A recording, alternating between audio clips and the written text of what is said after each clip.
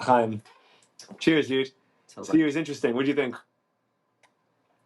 So, first of all, the way you led it, which was you were like, you kind of kept making it more intriguing. Every time, let's say he started off saying how he was very into science, and he's very into science, so he wanted to go into the science field, except for it was too private, right? Some of the people are too private. So you're like, He's a social right, guy. you're a social guy, right? Right. Exactly. So he's like, yeah. And then how he jumped to Real estate. to banking. Oh, banking, right? Investment banking. But for biotech companies, Yeah. right? And everything, you're like, wow, that's crazy. So you Not created- everyone has a great story like him. By the way, I think like he in particular he was pretty interesting. is an interesting guy. You know, I got to the real estate part, but I didn't. I Keep on didn't going. I didn't get further to see how he went. I got why he made that transition. Yeah. Where he went from biotech to real estate because of the. Well, investment banking is a crazy industry, dude. I mean, it's crazy. I have It's fascinating but crazy. Yeah, but it is. So it is interesting. I think that if they didn't treat their workers like slaves, then I think you'd get a lot more people that could really revolutionize what it means to make a deal, and they already are. But I think the hours turn off a lot of people that have a lot of potential. So, question is, how do you combat that when you're working with companies around the world, right? So you have different time zones. China, for instance, right? Hire people in China. Meaning the answer isn't to make your person in America work 85-hour weeks. You know, and like you're like, okay, listen, you'll start at $200,000. That's fine, but you're gonna sleep at your desk for like 5 years. That's lawyers. It's big lawyer. Yeah, it's big law lawyers for sure. I mean, when you start off as an associate, you're working crazy hours. Mm-hmm. But you're hoping that eventually it's going to pay off, right? Yeah. Yeah, and it's the same thing. Yeah, there's a lot of jobs like that. I'm sure you have a lot of friends like this in New York or in the tri-state area, but I feel like in the tri-state area, it's almost a competition. It's a mindset as a competition who works more hours, and like the more hours you work, it's a sign that you have like the better job, right? I kind of hope the opposite. I want the opposite. That's what I've been pursuing. If you're able to get to the point where everybody else is, but by working less, you kind of figured it out, or you're excelling in one way over another. Sure. I mean, the benefit of real estate. Yeah. Yeah, well, a lot of those jobs. So I dated a girl who was from Lawrence, and she comes from a very, very, very, very wealthy family, and her father, I guess, started or runs his own business, and a very successful business. And one of his rules was, it's a good business if the longer you're in it, the less hard you work, but the more money you make. The longer you're in it, the less hard it is. The less hard you work. Okay. As in, the more you start off working, 70-hour weeks, 80-hour weeks, and then if year 5 you're still working 80-hour weeks, it's probably not a great business. If you're working 60-hour weeks, year 5, and you're making more money, then there's a correlation between value that you've already established, and like, because at the beginning of it's supposed to be like setting your roots, right? And then from there, you kind of let everything run itself. You think Elon Musk is involved? Yeah. 100%. He's not involved in everyday things. If you're able to organize and able to, I forgot who it was that said it best. Assume you value your time at $100 an hour. Once you get to that point where you're starting to hire people, you don't do tasks that are less than $100 an hour. Oh, that's so interesting. I never thought about that. Right? Because your time is valuable. So you're doing the work that it requires somebody like you to do. Otherwise, you have to pay somebody else, pay somebody $20, $30, $50 an hour, because it's not worth your time to do it yourself. Even if you're not doing anything else? That's different. Make it more efficient, but at the same time, I think that it does. It kind of plays a role because as long as you're able to create a system, you just replicate that system. Right. So I think that's what the really smart people that have a lot of companies do. Like you start with 5, and then you hire people to do the jobs that you like. You melting? I'm not melting. Actually, very comfortable.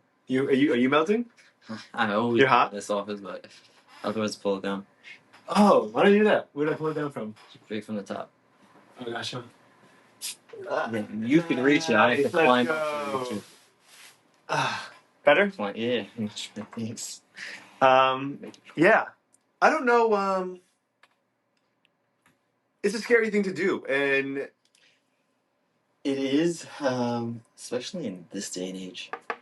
because cost of living is so That high, or you have so many responsibilities that taking a risk is harder to do. that I think so. Everybody says to read. A large portion of it might be psychological because what you see on social media or out is everybody. It's like social media. Everybody says no B-sides, right? Nobody's posting the negative about their life on social media. Right. They're only going to show you the best, right? They're Right. only going to talk about the best. So every time you hear about somebody in whichever company, they're not telling you all the stuff that it took, that it required of them to do in order to get to the place that they. Yeah, of course. Everyone's selling quick get rich quick schemes. Yeah, exactly. And it never takes anyone quick really to get rich, or at least very very few people. Not at all. Yeah, Yeah. not at all. You have to find some. Yeah, so you have to find something. That's why I'm doing this. I do a lot of things. Tell me about you. What Tell me about about me? you. What do you want to know about me? Start from scratch. Start from Okay. what you want. First, you have to have some beer because you have to open the second one. And the second one, I'm excited for you to taste. Have you ever had stouts before? Yes, I've had Like Guinness stouts or like other stouts? Guinness and some other, but nothing crazy. So there's a Mexican hot chocolate inspired stout. It's got cocoa, cayenne pepper, cinnamon, agave nectar, vanilla, and marshmallow. Sounds crazy. Yeah. Sounds crazy. So we're gonna dive into that. What do you want to know? What do you want to know? Well, do you want to know like a narrative, like about my life? Do you want to know what I think about things? Do you want to know We'll like? put it this way: you grew up in Muncie, right? Mm-hmm. Yeah.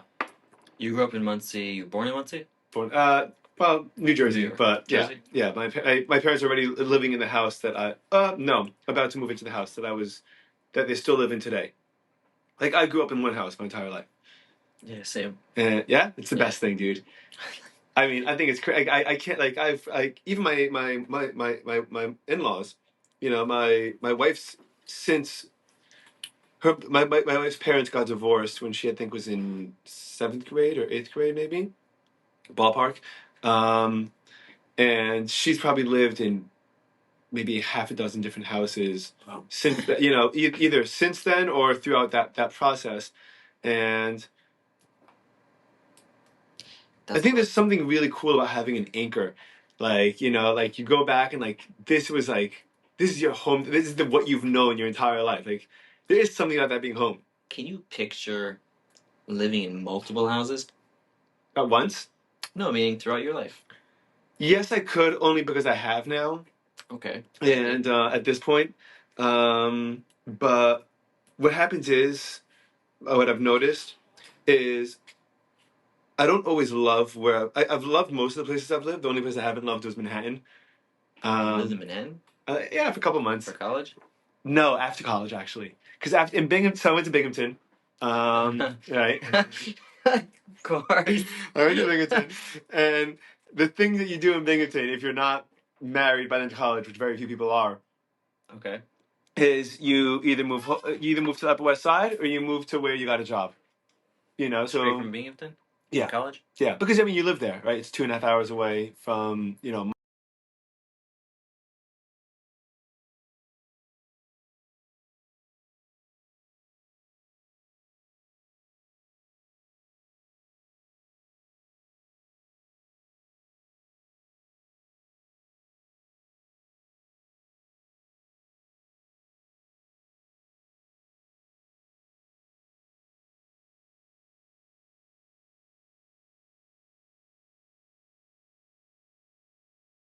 I didn't know I wanted to. I When I was in high school, I was a crappy student, terrible student, and it's funny. I thought I was dumb, but it turns out I'm really dumb. It turns out that I'm a year younger than everyone in my grade, Okay. and I there's two problems. Number one was that I'm pretty positive that my brain was not developing at the same pace as everyone in my grade. Meaning I was a year younger, and I think there were certain social and educational like there's a reason why 17-year-olds aren't taught math that you learn at 18 or science at 18, Yeah. and in a year when your brain is developing is a really long time, I think. And so I did really poorly with school, but I also was really I'm terrible under pressure when I put myself under pressure. So a test or basketball tryouts, like I was a good player, like very, solid, not incredible, nothing to write home about, but I'm good enough to play with almost anyone, and airball free throws during during Yeah. practice, dribble the ball off my foot, stupid things I just get completely in my head about. It's still like that today, but I actually, because I play, like I forced myself to go to open mics, play guitar there, and Over here? yeah, here, Wait, yeah, where? I do. There's a place called My Mama's Cafe. It's in highway. It's off one. It's right off Griffin and one. I'll be honest, I have no clue what that means. Off one, I Highway one is the road that's along the beach, north to south, right? meaning Collins. Right, but when you get up to Hollywood, it's not Collins anymore. So that switches to Highway one, right? And even here, Highway one goes down, but it's next to Collins. And then still you stuck know on where New Griffin York. is? Yeah, So I'm Griffin, just still stuck on New York. right? It's hard to figure out highways, routes. So in Hollywood, it's Sheridan, Right, that stuff I get. Sterling, Griffin. That's all you Right, really have to right, know right. for Hollywood, right? And then everything else is ways. Everything else is numbers. So it's easy. Our part of town is presidents' names, right? Yeah, Roosevelt, but I have Taft. no idea which one comes first or last. Oh yeah, me neither. I mean, I still New don't. York Like is if I'm ABC jogging, 1, 2, 3. yeah, it should be. It should be like that. When I'm jogging now and I pass like Arthur, and I'm like, I have no idea whether I'm close to home or not. Like I recognize Rotman's house and I recognize Stern's house, and I'm like, okay, like now I know I'm close to home because I just Like, make okay, this now I laugh. know how to get home. But yeah, exactly. But I don't know, like distance wise, like which street is close, McKinley or Arthur, which one's closer. I don't know. No clue. Not a clue. Anyway, so it's this little so Rachel found it for my birthday, found this place for my birthday, like just as an outing maybe a year and a half, 2 years ago. And it's a bookshop that sells records and has a cafe in it. And every Tuesday night they have open mics. Open mic for And comedy? Or for it could anything you want. Comedy, music, poetry. People as many as like 3 or 4 or 5 people will play, like a band will play at one time, and there's some really, really cool like an actual band or just random guys who came a group together? of people that play that have been playing together. Nice. One person, like there's a string band that plays harmonica, ukulele, guitar, and another string instrument. It wasn't a banjo. It's similar to a ukulele, a little bigger. And they play together. They're really, really good. And like they play pretty 3 or 4 songs, and then they go, and then they hang out, and everyone hangs out. They sell coffee and beer. They sell coffee, wine, and beer, and everyone just hangs out and just has a good time. People smoke weed outside in the front, like Sure. just a great time. Yeah. And it's a great. So I go there. So I went there, and for the first year, maybe even more, I get up and I'm not a great guitar player. I'm a campfire guitar player, so I could play. I could probably play 2 hours worth of music at a time. Oh yeah, no, that's nothing, right? No, I mean, yeah, but but I'm not, it's memorizing songs, but Still.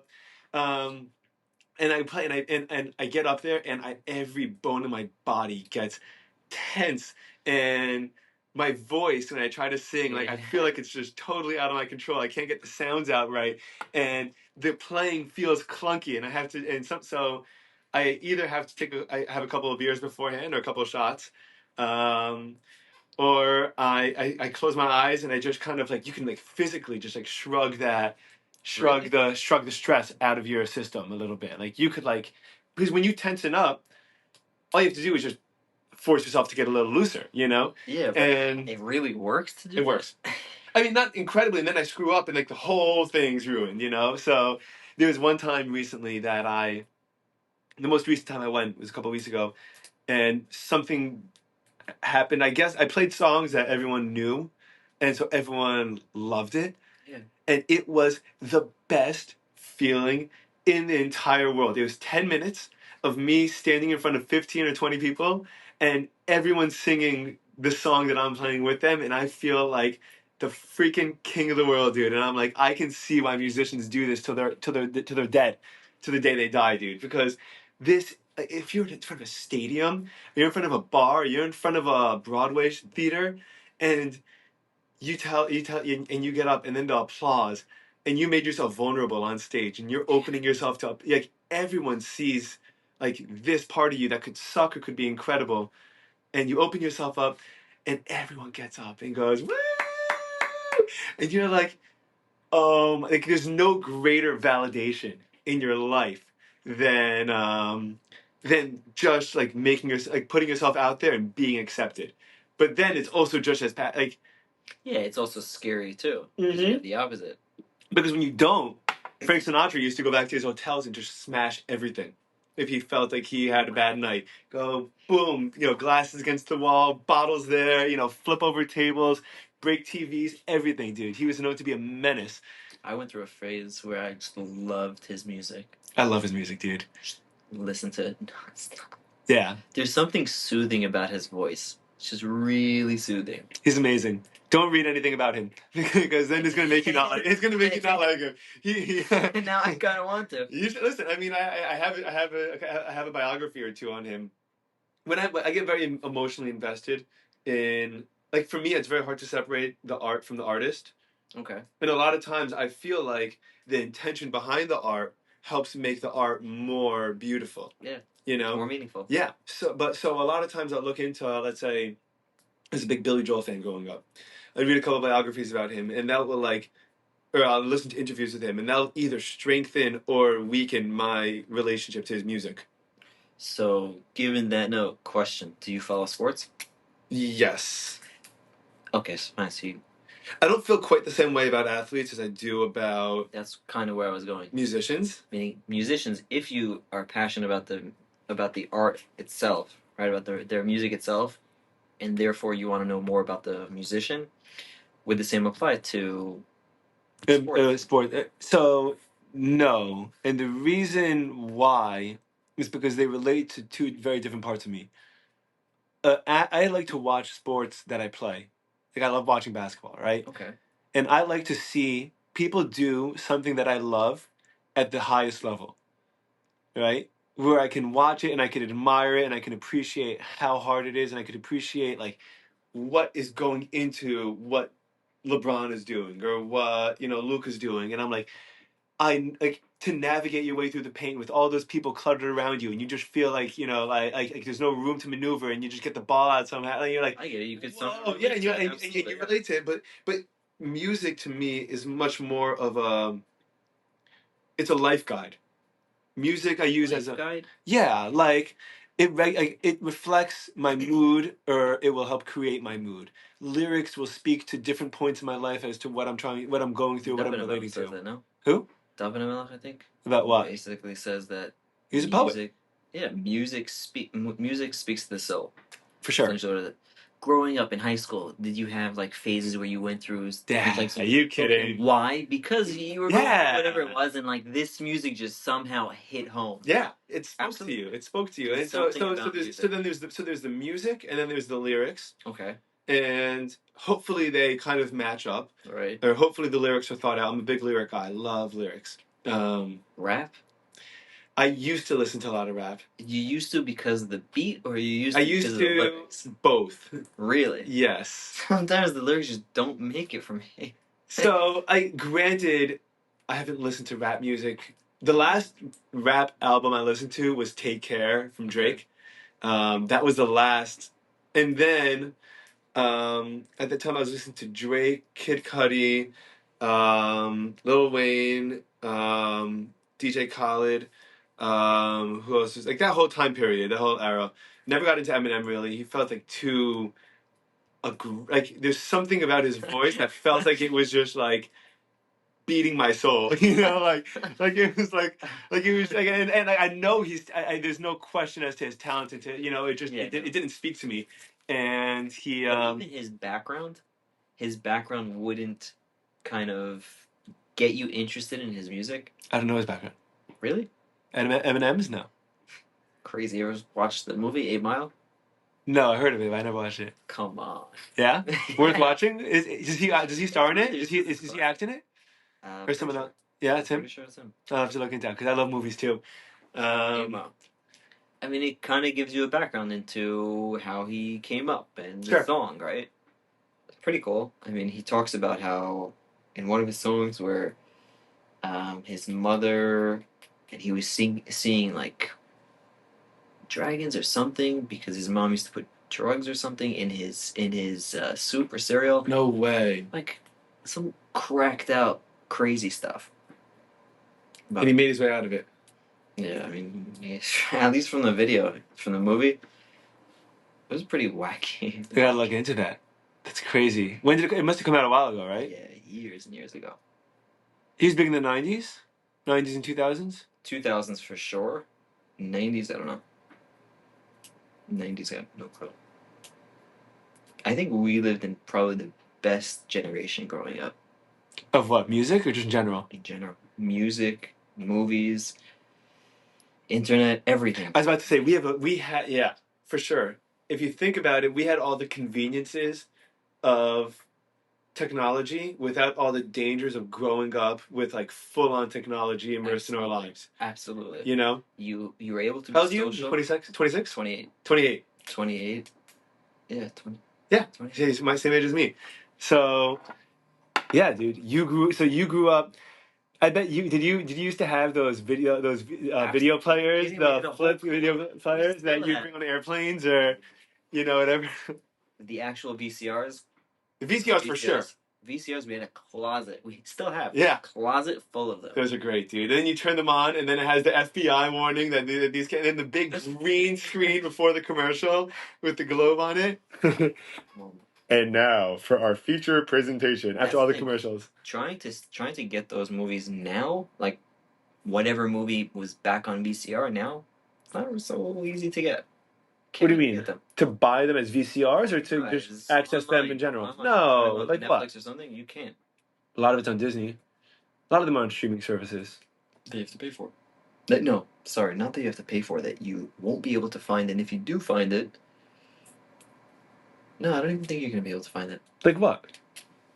Name a movie that. Home Alone was one of those movies that was a VCR movie. The Lion King was a. Even Home Alone. On Disney Plus, it's right there.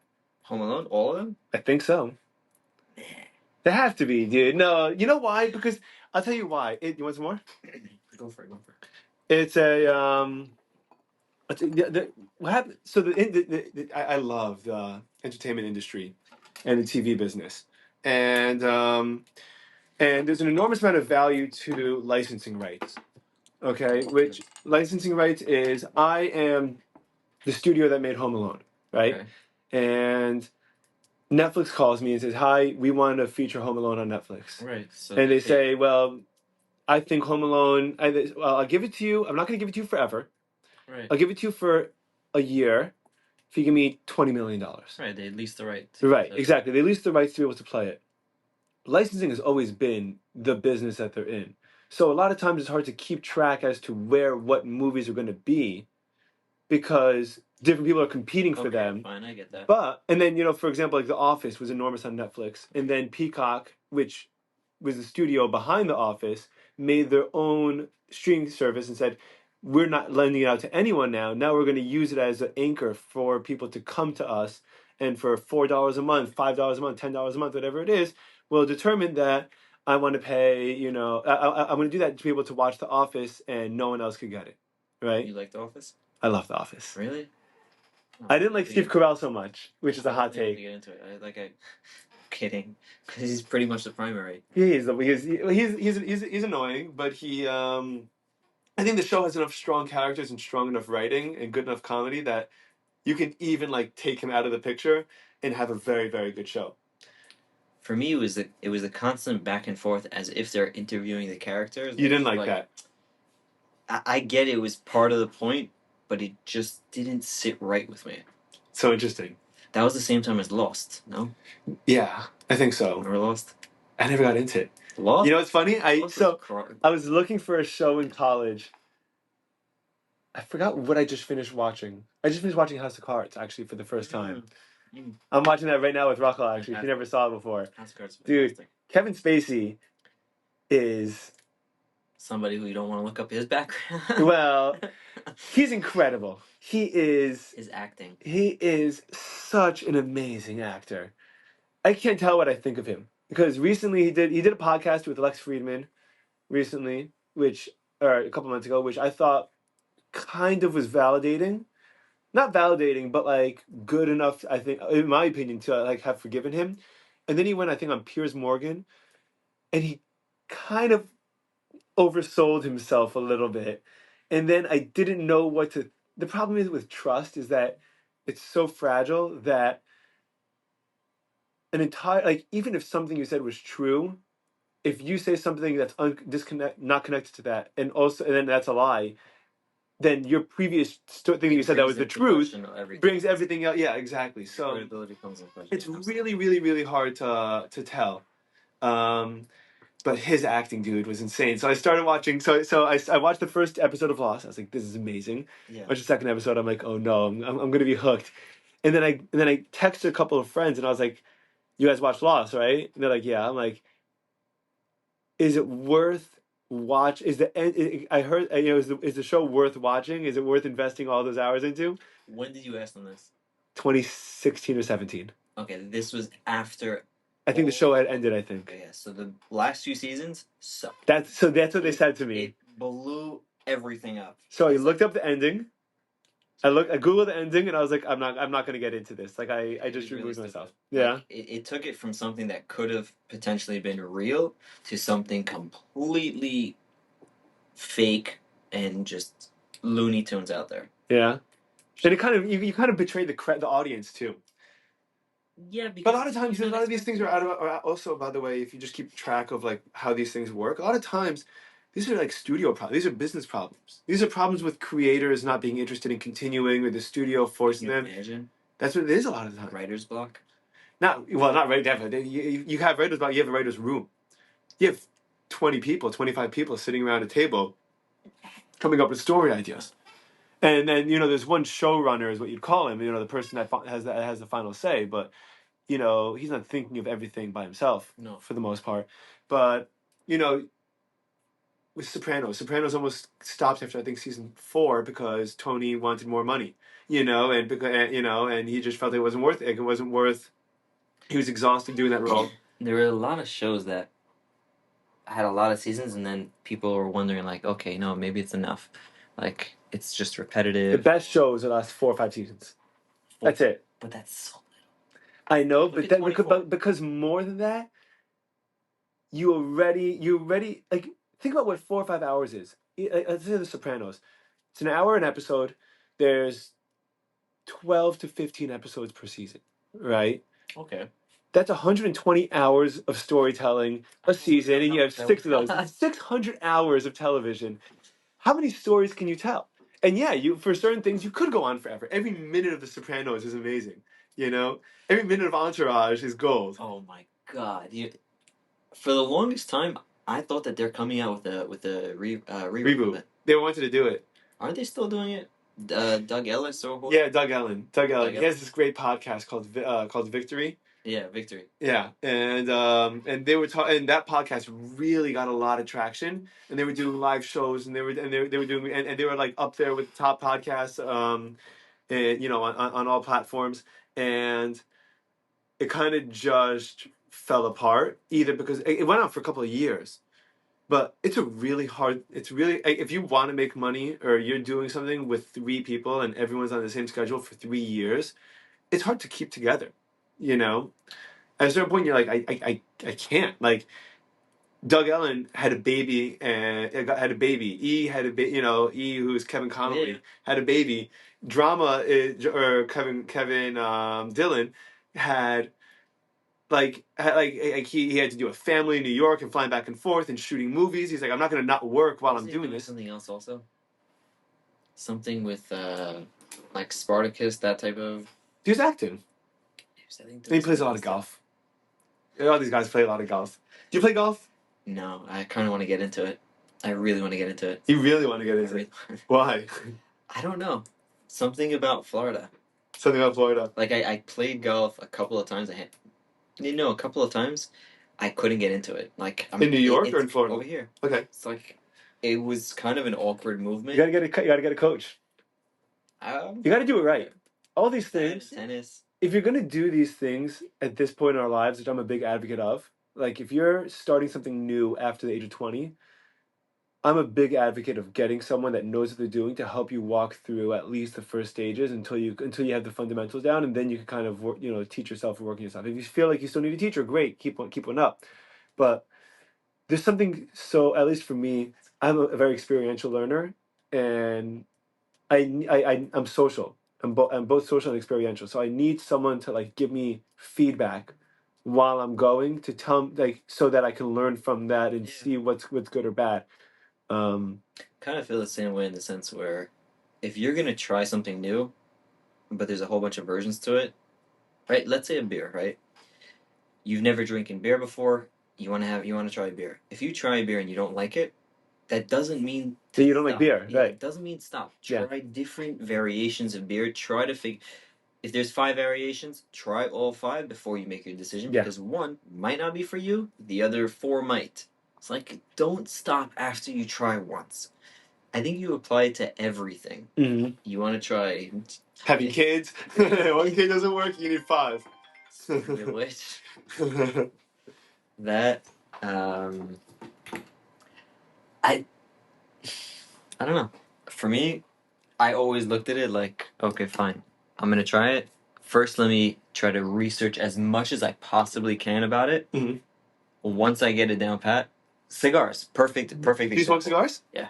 Nice. Really? I didn't know that, So, dude. We have to smoke cigars together, dude. so you can ask Dude, my wife the amount of time I spent researching cigars before I decided to buy a cigar.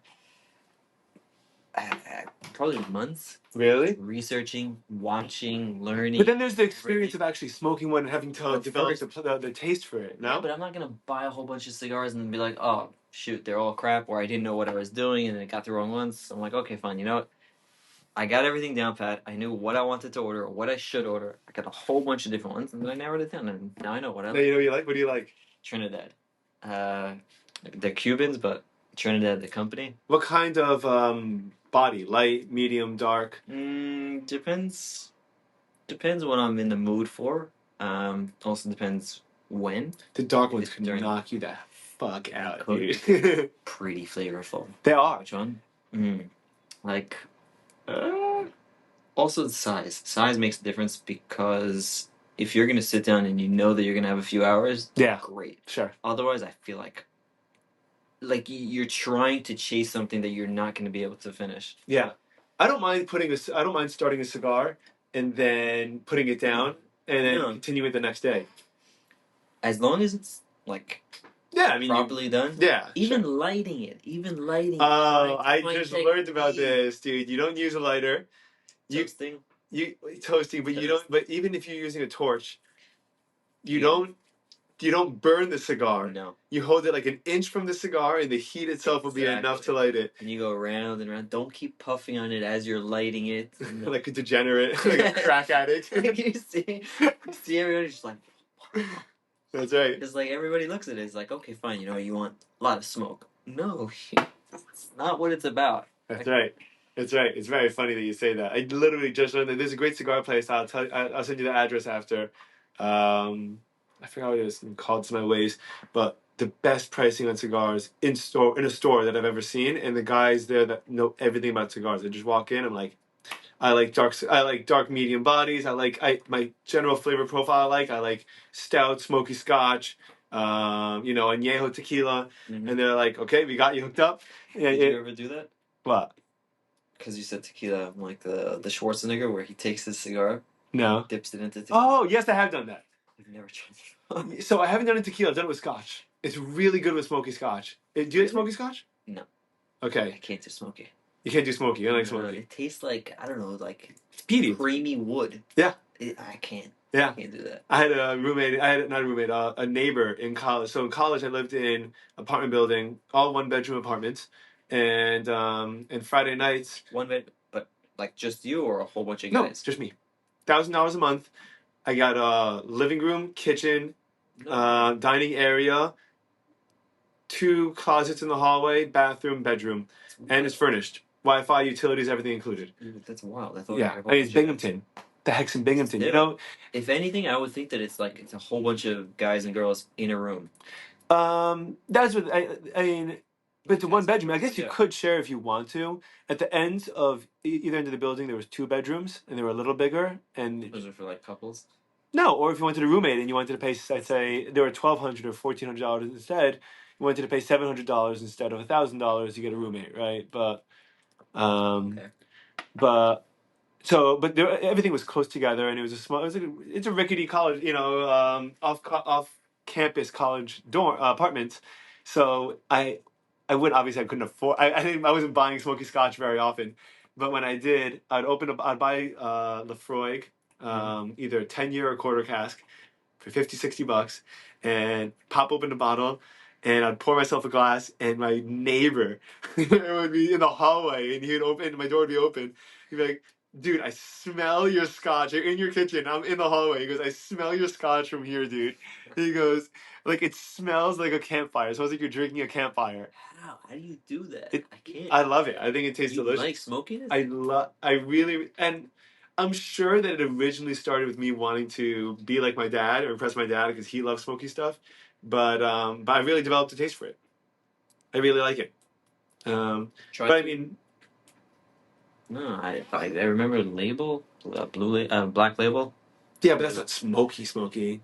That is? It's not. I mean, it's more so smoky. That's not smoky, and I can't stand that. There's no chance I'm trying. Let me write this out. But yeah, I gotcha. So you got to come over for a cigar, dude.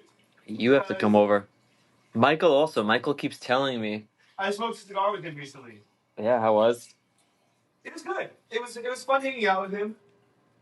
He's such a funny guy. Such an interesting dude. You'll see. He loves his cigars too. He smokes a cigar or 2 a day.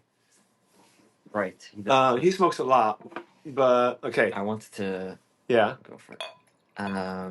Let's taste this. See what you think. L'chaim.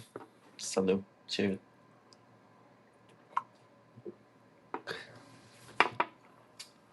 Ooh, you got everything there. Also, whoa. You get the hot. You get the hot pepper. Wow. Shout out to Corporate Ladder. Mm-hmm. They're awesome, and they might be underwater right now because they're in they're just south of Tampa. Point. Wow. Crazy, right? It is. It's a Mexican hot chocolate inspired stout. Describe it. I'm trying to, but I keep taking more. You get the chocolate. You get the marshmallow chocolate kind of taste, right? Like that. Like you get at first. Yeah. No, exactly. At first, you get that marshmallow that was in chocolate, and then at the end, it's just spicy. Like it's actually spicy. It's actually hot. I'm trying to keep the first notes just to hang on to it, right? Yeah, but then it's really spicy. But it kind of tastes like chocolate, but like really liquidy chocolate that's very thin. Mm-hmm. Not heavy, not creamy. Just like, I don't know. Yeah. Pretty wild. So tell me, now your turn. She. About yourself, dude. You're from Brooklyn. Yep, born and bred. Brooklyn. First of all, how do you like living in Florida as opposed to Brooklyn? Or New York in general? Did you think you were going to live here? Or you got married here because your wife is from here? No, not at all. She's from Brooklyn. Oh, her family also moved here? Yep, her family moved here in 2019, 2020. Were you guys already married? Excuse me, yeah. You were already married? We were married. They moved, I think, not long after Perm of 2020, which was... COVID? Right, it wasn't long after COVID actually popped up. They came here, found the house. In Surfside? No, they found it in Aventura. Aventura. The house that they're living in now, that's the house. I remember, my father-in-law wanted to move to Israel, and then he couldn't go to Israel because of COVID, so he's like, okay, the next best is Florida. Okay. And he had to move because at that point, I already sold his house. You sold his house? Found him a buyer, so he had to... No way. Find a place. Okay. So he wants to go. Everybody Were wants to go to Florida. you just found the buyer? You weren't like the agent or broker. No, it was actually a friend of mine who I think he has his own brokerage now. Nice. Yoni Anobian. It was his buyer, and You get a commission for bringing the deal together. no, I didn't take That's nice of you. it. Yeah, no, I didn't take it. $200, a nice bottle of tequila. I don't think I took anything. No. Okay. I would have bought you something, for the record. I don't know if I would have given you a commission, but I would have been like, "Hey, man, thanks for hooking me up. Let me give you a nice $200 bottle of scotch or something like that." No, I'm sure he was appreciative. I don't think so, but on the off chance if I'm wrong, I apologize. Okay. I can't remember. Yeah. I don't think so. But anyways, So you had to move. so he had to move, and everybody wanted Florida. Everybody loves Florida, and they turned to me like, "Okay, are you gonna move to Florida?" I'm like, "Yeah, eventually I'd consider it." And at this point, you guys were married and living in Brooklyn. Yeah, we were married, living in Brooklyn. What were you doing for work? Work. Or were you working? I think I was still doing car leasing and real estate at the same time, or just focused on real estate. I can't. You did car leasing? I did car leasing for a couple of years. Did you work with, what's his name? Mm. Bright? Brian Collision? No. Crap, I forgot his name. It's going to come to me in a second. They're from Passaic originally. Shulman. I know. Bright Line. Bright Life? Bright Life? I never worked. No? Because they sell everyone in Muncie and Jersey. Like every car is their lease. They're huge. I mainly dealt, because the office that I was in, it was a whole bunch of Sephardic guys, Syrians, Yemenite, Moroccan. Yikes! It's crazy. No, People do business It with. was a wild group of guys, but it was kind of an entrepreneurial office because we all did our own stuff, our own business, but then the one thing that we all did together was car leasing. So Everyone did different hustles and yeah, this. everybody. What did other people do? Jewelry, real estate, cash advance. Credit repair. Nice. Credit repair. Now I think one guy's credit repair. One guy was an ex-mobster. Really? Yeah, his father was the main mob boss of Mill Basin. Cool. I don't know now. Yeah, he's a separate story. Jewish mob? No, Italian. Italian mob. Yeah, Ralph. Duh. Ralph was fantastic. He was fantastic, but you never wanted to get on his bad side. Because you'd lose his mind. Scary as hell. Yeah. Big guy, small guy. He's 6 and change. 6 and change. I'd be scared to say. You have to say it. This story. Yeah. It's a wild story. Chances are he's not going to hear it. You have to say if you don't want to. For me, for my life, better not. Okay, we'll leave it. Well, okay, yeah. He's fantastic. A couple other guys, also great guys. But he wasn't involved, was he? Ralph? Yeah. Ralph was. Ralph sold quite a few cars. Ralph was pretty good. You guys sold cars or leased cars? Least sold, yeah. Okay, gotcha. It's a great business, right? You can make a lot of money doing leasing cars. It was. I probably didn't. I learned a lot of, I guess, life lessons with those guys because it was completely new for me. I went to an Ashkenaz school. The people who I knew weren't SYs, weren't that kind of group of Totally guys. different business world. Totally different attitude on life. Mentality, everything. Attitude. Everything was completely different. Because they start, I think a lot of people start with, there are rules. How do I learn the rules? They're starting with, how do I break the rules? Question the wait. I want what I want, and what is an obstacle that I have to maneuver to get what I want? So it's kind of funny because Ralph, he had I think 2 strikes, went to prison twice. Another guy in my office, he was not house arrest. He was on probation for X amount of years. Really nice guys. The guy who was on probation, a sweetheart. I get what he did. It wasn't as terrible. It was it had to do with Microsoft back in the day. Like Microsoft, your computer came with, let's say, Word or whatever. Oh, okay, gotcha. Yeah. It wasn't so crazy, but fine. It was him, but every single guy, not every guy, a lot of people who came into the office, they're like, yeah, he just did time, or like, this guy's connected to that guy. And like everybody had some sort of crime related to them. What'd you think while that was going on? Were you just quietly processing everything like just as it was I don't happening? think I really. I thought it was funny but crazy at the same time, but I didn't quite grasp everything until maybe a while after. It takes time. After I remember, like they would make fun of me because I was that little Ashkenaz kid, right? Right. But the amount of stuff I learned from them was pretty crazy, pretty good, but it's I don't think I'm still gonna copy everything that they did. Right. You don't have to. You can Yeah. still learn with that. You can learn what not to do. Yeah, you definitely do. You definitely do learn what not to do and not to whatever. But so, anyways, leasing. And then real estate. What was real estate? Real estate. My family has a background in real estate and finance, so I kind of Finance in terms of like observing deals and analyzing them and then whether to make them and invest in them, or finance in terms of like backing deals, like someone wants. you kind of make it sound like we're a lot more professional than it probably is. Yes, technically it is that, but not on. We're a family office. Like Okay. my grandfather did it. Fun fact, one of the properties that we sold, we bought. My grandfather bought it from Donald Trump's father, Fred Trump, in a diner off a handshake the first time around. No way. Yeah, he bought it off a handshake.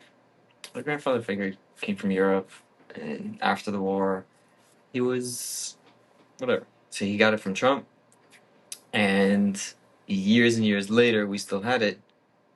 I sold it, I think, in 2021. You sold it?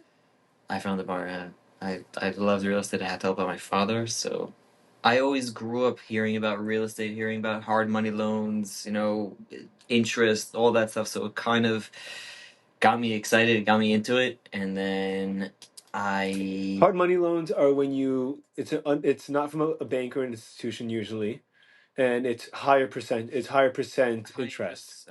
Short-term high interest loans. Short-term high interest loans. And generally speaking, if you're doing it in real estate, you're borrowing it while you're doing work and then you refinance. Right. The goal is that the point of it is to get you what they call now a bridge loan, right? Hard money is essentially a bridge loan. The point of it being it bridges you from A to B. Mm-hmm. So if you can't go to a bank because you don't have enough paperwork or it's too time consuming and you need to get that money right away, Mm-hmm. so a hard money lender will have certain parameters that you have to meet. Right. But they are less extensive than what a conventional bank would require of you. Right. But yeah, you're paying high interest or you're paying double digit. And I'm sure most of these people wouldn't even give you the loan unless they knew the property was worth as much or more than what they're lending the money for. Yeah, they're not like they're not renting. Yeah, no, they're not lending you lending you money out of the goodness of their heart. Yeah, no, they're still they know what they're doing. Okay, just not conventional. Yeah, but so people would do that, and then you'd fix up a place. Then people would fix up a place, or so even on this place, you took out hard money. So Okay. you fix it up. You stabilize it, which means you rent it out, and you have a stabilization period where the property's main. How long does that usually have to be? Months or like a year or? Generally, a year. You'll have some. That's a long time to be paying a high interest money. But the property is income producing, Right. Or you go for a refinance right away, and if your bank allows you to refinance without having a year's worth of property history of income and expenses, great for you. Right. If it does, then you have to factor that into your underwriting before you purchase your property. That's smart. So there's a lot of homework you have to do.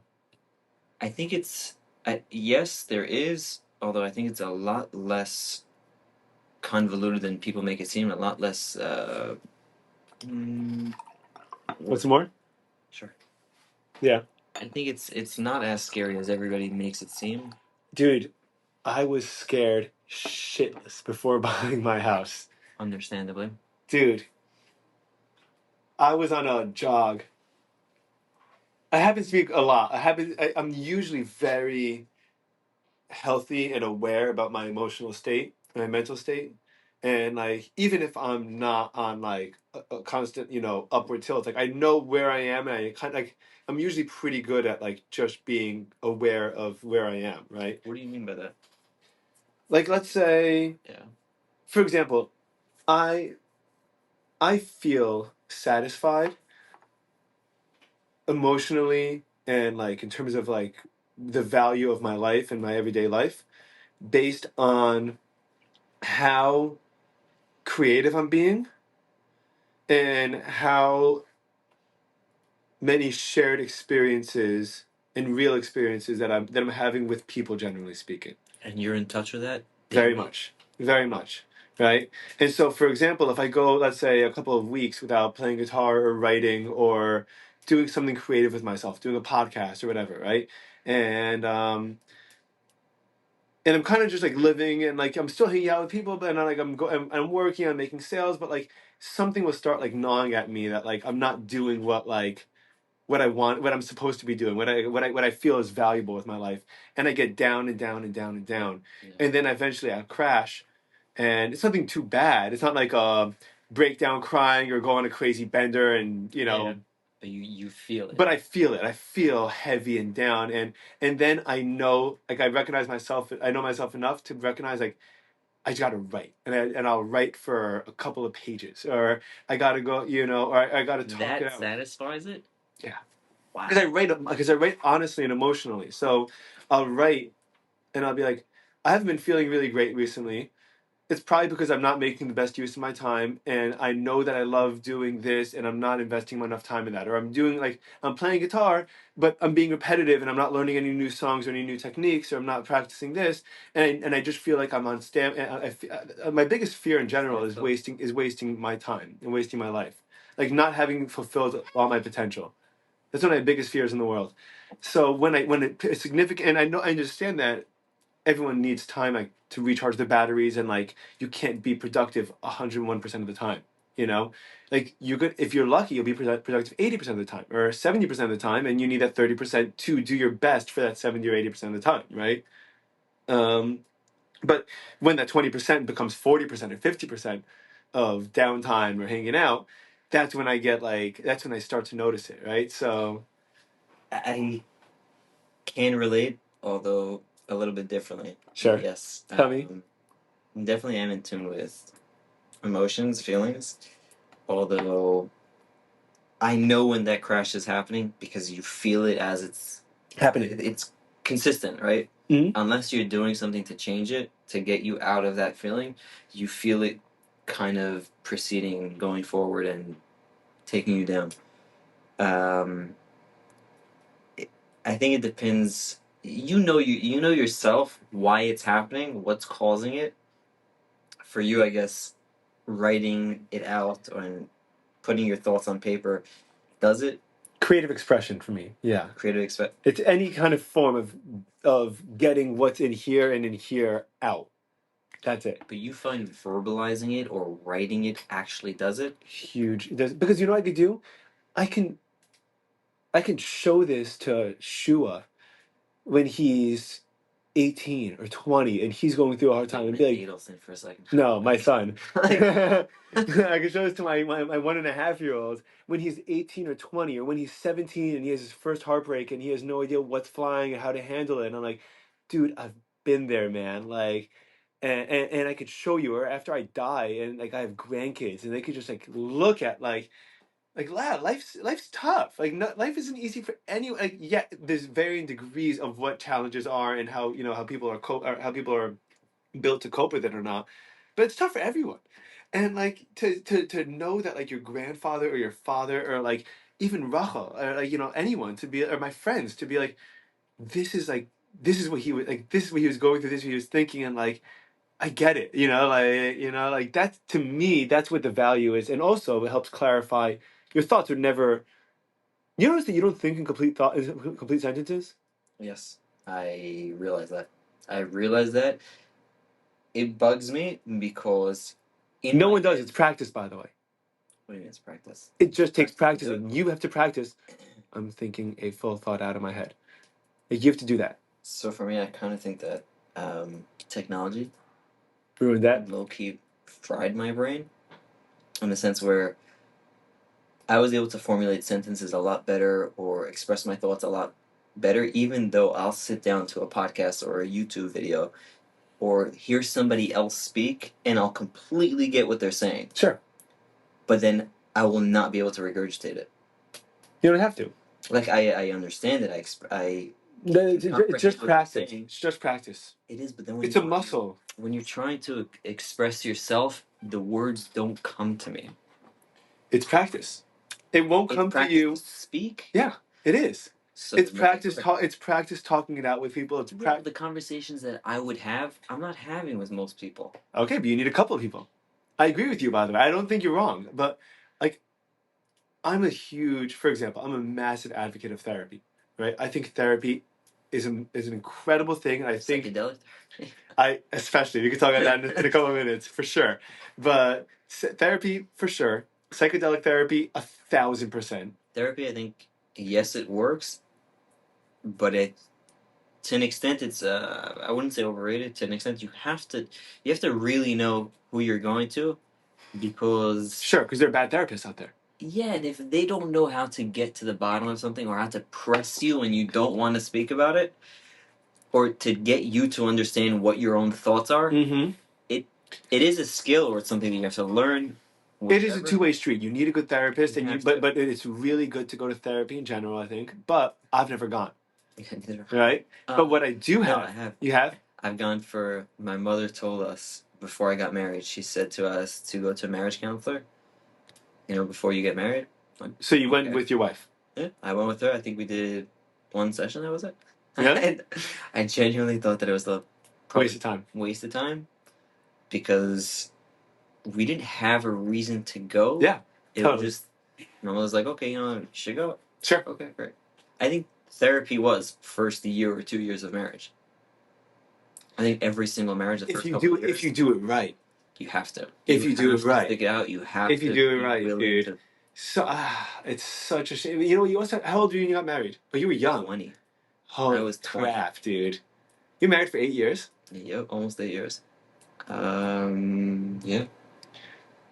So the reason why I never went to therapy is because I have really like 3 or 4 close enough people, maybe even more, maybe 5 or 6, close enough people that I can reliably get on the phone and spill to, and I don't have to hold back. And they'll be a soundboard or they will contribute, right? As in push back on me a little bit or offer ideas as to what it could be.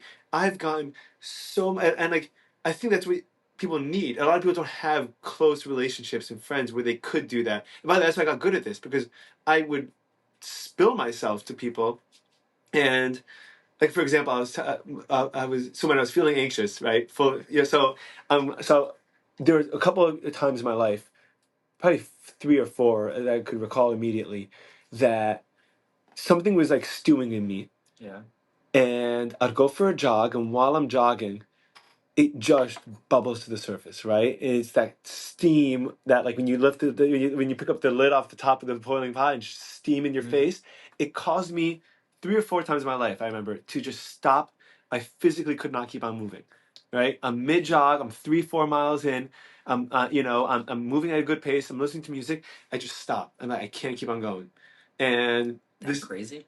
Huh? That's crazy. It's crazy. It's crazy. And I try, and my legs are like stone, and my feet just feel like they weigh 1,000 pounds. And I called, and so this time I was jogging. I called Rachel, and I'm like, I'm on my jog. I'm like, I'm freaking out. She's like, why? I'm like, because we're about to spend every penny on this house. And I was like, and I don't know that I'll be able to make enough money, that I'll be productive enough, that I will be able to support like our family and our future. And I'm like, I have no idea how I'm gonna do it, right? And like, I know I probably will. I don't know how, and I feel like it's crazy, and I don't know what's, and like right now it makes sense, but if we have another kid or 2 or 5, or or you have to do work on the house, what if a tree falls on our house during a hurricane, and then I don't have $50,000 for another roof or whatever it is. I'm like, and I don't know that I could do it. There's some people that I feel like they have like they have like a business, like that hustle till you make it mindset. Like, I don't have that. I don't know if I could do it. No, And 100%. and so but just me telling her that, and the second I got that out, it just it rolled off my shoulder, like that weight just rolled off my shoulders, and nothing was resolved, but I was just like, it really wasn't, but it doesn't have to be, like That's the part. Nothing was resolved. It's just nothing was resolved. But first of all, we got closer.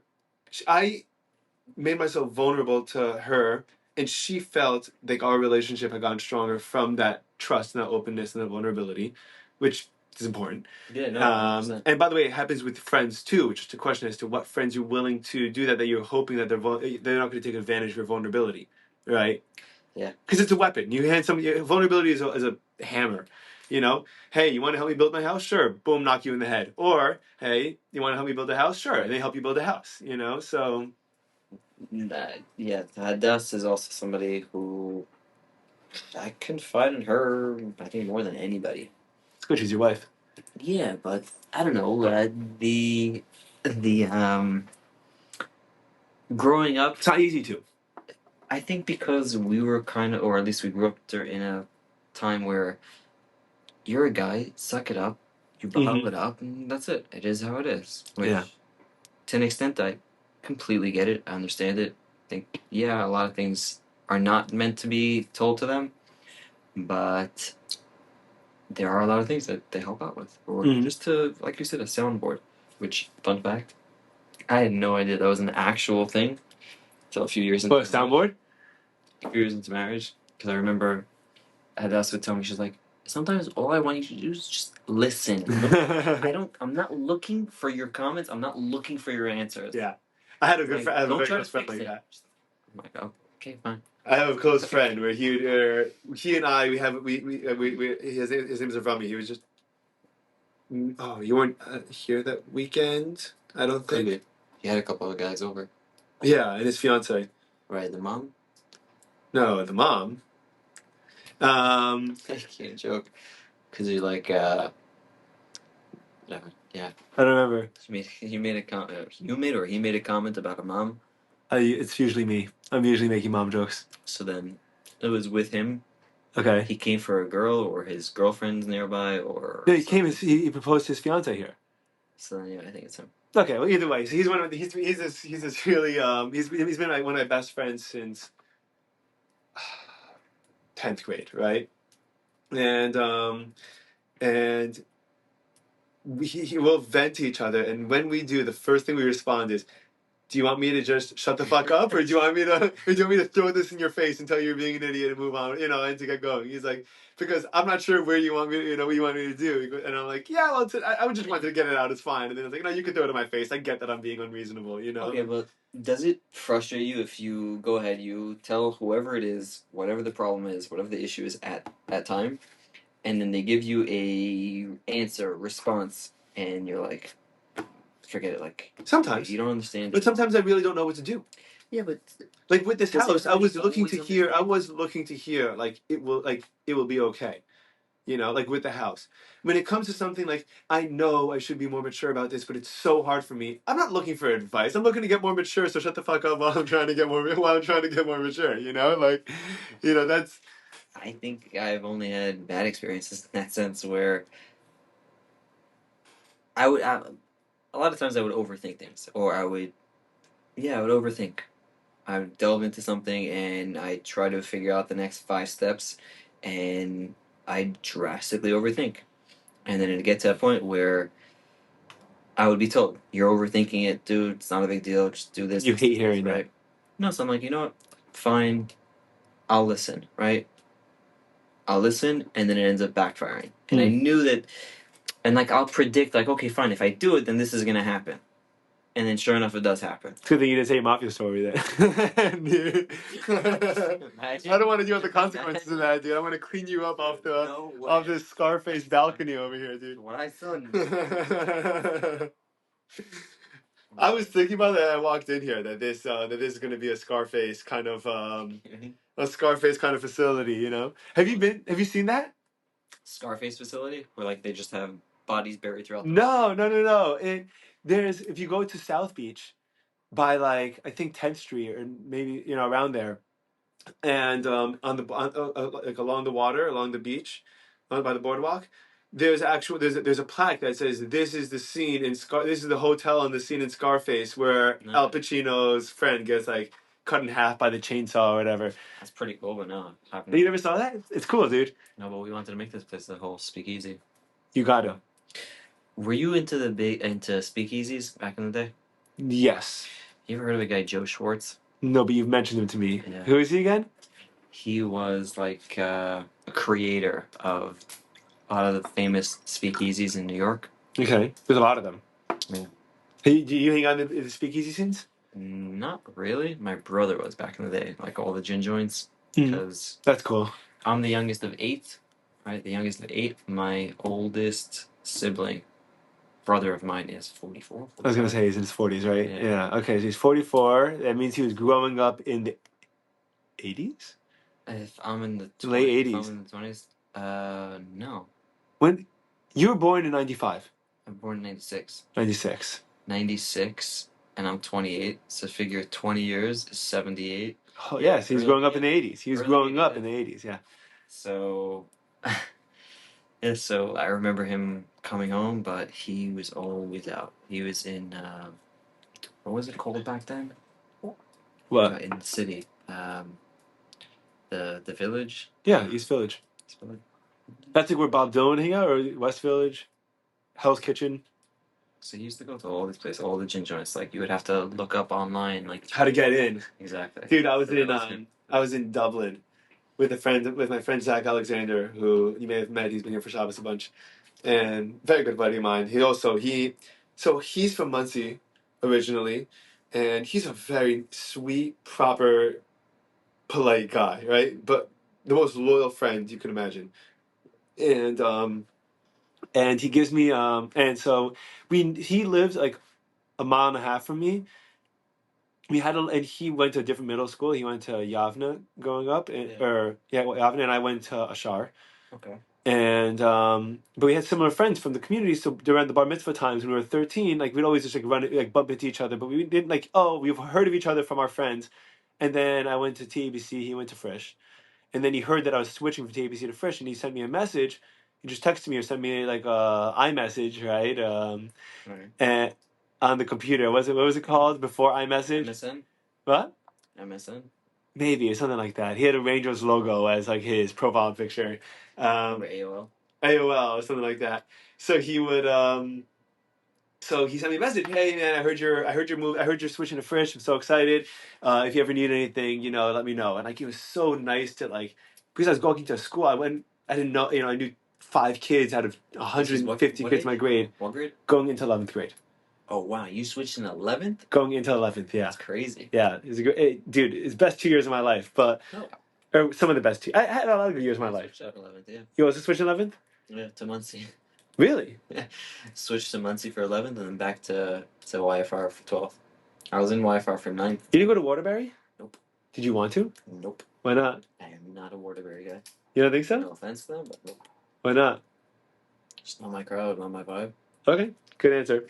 So anyway, what was I just saying? Friends from Waterbury. Yeah, great dudes. That's what I was curious about. No, if family went to Waterbury too, just not my. Okay, doesn't have to be. YFR was fire. Yeah. The guys who I was with, fire. It's awesome. There's nothing like loving the people that you're in school with, dude. No. Or you're spending time with in general. That's what we went to stay. We like we couldn't leave Hollywood Hills, and we were gone for a month and we went to Orlando. I'm like, I freaking miss everybody. You know, then we're months over the summer. Yeah. What was I saying with Zach just now? So you went to Frisch. He was welcoming you into Frisch. Yeah, but before that, welcoming you, and you had nobody. You knew nobody. No, but there's other contacts that we were just at. You didn't know anybody. Yeah, before I didn't know anybody. The AOL Messenger. Before you even brought him up. That's a good question. Oh God. Okay, forget about it. I don't remember. It's too long. It's gonna come to me. I'm usually pretty good at circling back. I can't. No, you're not good at circling back? No. Crap, I don't remember. I completely forgot. Okay, whatever. Anyway, psychedelic therapy I think is awesome. You ever watch Andrew Huberman? Huberman? Yeah, Huberman? love What do you think him. about him? You love him? I think he is spectacular. I think he's remarkable. I think he's brilliant. I think he is extremely pleasant to listen to.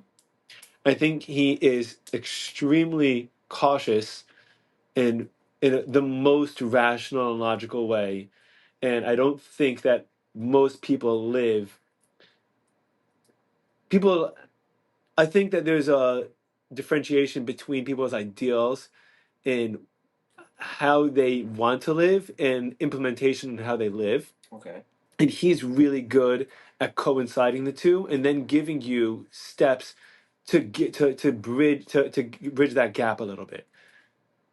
He's the epitome of the question, which is, do you read anything about him himself? Watch anything about him? His news? Oh, you know what? I heard that. I read that Stick article. Womanizer and all that stuff? It's so A, I don't give a crap whether he's a womanizer or not. Doesn't bother me. B, Okay, but even about his science stuff. no, the science stuff. Here's the thing about it. I'm sure. First of all, he's extremely honest. Admits that he's wrong. As long as He admits that he's wrong and will go back on things and redact things. have you been? Do you know how rare following that it for is? a while? Over a year. Okay, so pretty much same-ish, yeah. Okay, what are you trying to No, I imply? also, What are you curious personally, about? I love his podcast. Like, he has a lot of topics that are really interesting that He's an amazing I think guest. relate to a lot of stuff that our age is going through, or our age would like to know about, Yeah. or questions that, general pop Mhm. would. Very interesting. I unfortunately saw or heard of an article written about him, and I tried paying no attention to it, and I still don't care about it. Yeah, Still enjoy it because, like you said, his delivery, his topics, his insight. He likes to clarify everything. He likes to break it down. And he's safe. He's as right. he's as safe as Right. possible, and He'll he's tell so you a million cautious. And times. like, for example, if he's like, I like these sunglasses. He's like, I'm not sponsored by them. I'm not getting paid by them. I have no connection to them. I just like their sunglasses. Like he does. Like that's a really cool thing to do because that shows you that he's coming from a like. Yeah, I there's believe also a that lot he of is times that completely they're earnest and honest. misleading. About what? They're not him. Not. I'm not saying him per se, but a lot of times when somebody says, "Okay, fine, I'm a neuroscientist," and then they start talking about a topic that has to do with I don't know, biology. Sure. Right. I won't say it. It could be misleading with what they're telling you about biology because He's not a they're biologist. He's a They're neuroscientist. not an expert in biology. But that's why he gets his guests, which are great. And also, by the way, neurology has a lot to do with biology too. Yeah. just for that particular example, I totally get it. Yes. Nicotine, CBD, Psychedelics, MDMA, MDMA. When to exercise, when to sleep, how to sleep. He has a genetics, lot of topic, everything, sunlight, which right, also so they're going out in the morning. yeah, directly, but also directly correlated with like the things he specialized in, and the quote unquote character assassination that they tried to do. Yeah. I don't buy, and you know what? Fuck the people that wrote that because you know what? Having a relationship is not an easy thing. Yeah, that's what I thought. Like, pretty what the heck is that about? You're gonna blame the guy for trying to have a relationship, and so like he's going through dates and like. Did you hear his episode about it? Yeah, with his date with crumpled up paper going to a beach and he lost the paper. Oh no, I didn't hear that one. I forgot what it was exactly, but it had to do with oh right how not your endorphins basically Dopamine? yeah, yes, dopamine, because that was the topic. It was talking about dopamine.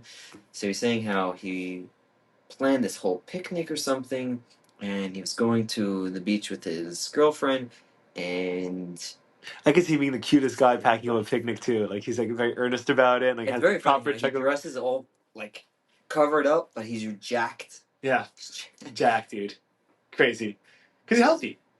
He has really interesting people. He has really amazing people on the show. He does. He breaks it down for you in such a way that there's some episodes that are a little heavy, scientifically for me that are hard for me. Like I don't listen to every episode. No, I don't do that with Lex Friedman either. Like he has certain ones that are very. I don't think anyone does it with. No, you can't. You pick and choose whichever topics. Yeah. Okay. What guys to do? What? What's interesting today? What's Right. not? You know, what does this guy do? Oh, okay, that's cool to me. That's not. You know, but I've definitely learned a ton. I've definitely found tremendous value. I think he's doing. I think that he is as close to a, as wholesome of a public figure that is that public that exists. I think. Oh, he definitely is. Like he is the closest thing to the most wholesome public-facing figure, I think, in the world. Who do you know? Who do you know that is as famous as in him? the sense where He has his values right. It doesn't get in his head. It doesn't like he doesn't treat like he's earnest. He reads his comments on YouTube and tries to correct what he does. He admits when he's wrong and tries to change things up. He puts links to things in the captions to show his sources when he's like. even though he is sponsored by a lot of people. Yeah, but what's he sponsored by? Roku sunglasses, Like his LMNT. his vitamins and stuff. Yeah, but that doesn't. Oh, you think it's a conflict of interest? No, not at all. No, I don't think it's. I think it's great. I think if you have to make a living in this The you only have to thing do. that I do wonder is how much do these? Oh, AG1, right? He always Yeah. talks about AG1. Supposedly AG1's not actually healthy. Supposedly there is a lot of crap in it. Whether or not it's true, or whether or not he should be associated to it, or whether or not he did look into it and he believes that no, it is something that is worthwhile, could very well be. So my opinion for the time being, and I don't think it's going to be. I don't think I'm going to change my mind. I could change my mind. But I don't think I'm going to be proven wrong. Is I have no idea. you can you can assume he's the kind of guy that he does his homework and trust the product that he's going to endorse. And if he stops trusting it, then he'll. You don't think that he could drop AG1 tomorrow and get another sponsor? Yes, I do, but that's not a reason why to believe. I think it's absolutely a reason for me. Not in this day and age. This Why? day and age, because What does he need to live? He gets paid by university. He gets paid by YouTube and Spotify and all those people to be app creators. He doesn't need the money from AG1. everybody says that. Everybody's reason is that, but still. And then, especially if you hold yourself to a higher standard. Yeah, you know that I think that he holds himself to a higher standard. You know what I think? I think if you're in the public, there's a standard that you hold yourself to, and then there's a standard that you don't really care about. Okay, so I agree. I don't disagree. I think that I'm going to find the best way to articulate this. Okay, the biggest problem that our institutions have today is advertising money. Right? In what sense? In the sense that, say, pharmaceuticals, for example. Okay. Right?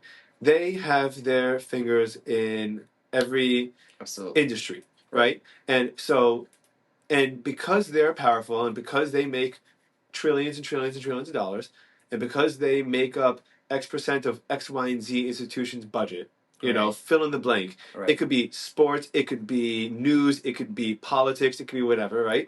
They have their fingers everywhere, and if someone says something that's against their interest, we're pulling all our financial backing if you run this story, right? Everyone knows that that's the case. Yeah. And now, what emerges from that? The podcast medium, right? Which is, screw you. We're not going to take your broadcasting money. We're not going to take your corrupt money that's going to censor whatever it is that are and stop our quote unquote journalism, our conversations, our freedom of speech, or whatever it is, our education. And we're not going to allow agenda to get in the way of that. That's how podcasts became popular the way they were, right? Okay. Like you had that step, and it probably started around 2015, 2016, around Trump starting to run for office. So you're saying Twitter was independent media, but still is for the most part. Twitter relied primarily on advertisements, which is why when Elon Musk bought it, they found out that they censored everything, right? Now Elon goes, "You want to threaten me, the guy that bought you outright for $44 billion? Go ahead, fuck you," is what he says, verbatim. Instagram sucks. Instagram is absolutely filtered. I'm not talking about Instagram. I'm talking about. It still is. So I'm talking. Now let's talk about. So now when it comes to someone like Lex Friedman, Rogan. he's up there with top tier podcasters. He got Trump on recently. He's awesome. Yeah. And let's say Human, Rogan, Lex, All In is a really good podcast. There's a lot of really good ones out there, right? And their advertisers are advertisers that have very little relationship with what it is that they're talking about, Okay. right? Or very little agenda in association to what it is they're saying. But their advertisers should, because if you're, let's say, a biologist again, and I'm some sort of Yes, of course, and scientific- you want it to be marketed Exactly, towards I your want- audience. Exactly. I totally understand, Exactly. but they know that they just saw the last 10 years. Andrew Huberman just saw for the last 10, 15 years that people have been corrupt as a result of sponsorship. He's going to say, you can sponsor me if you want.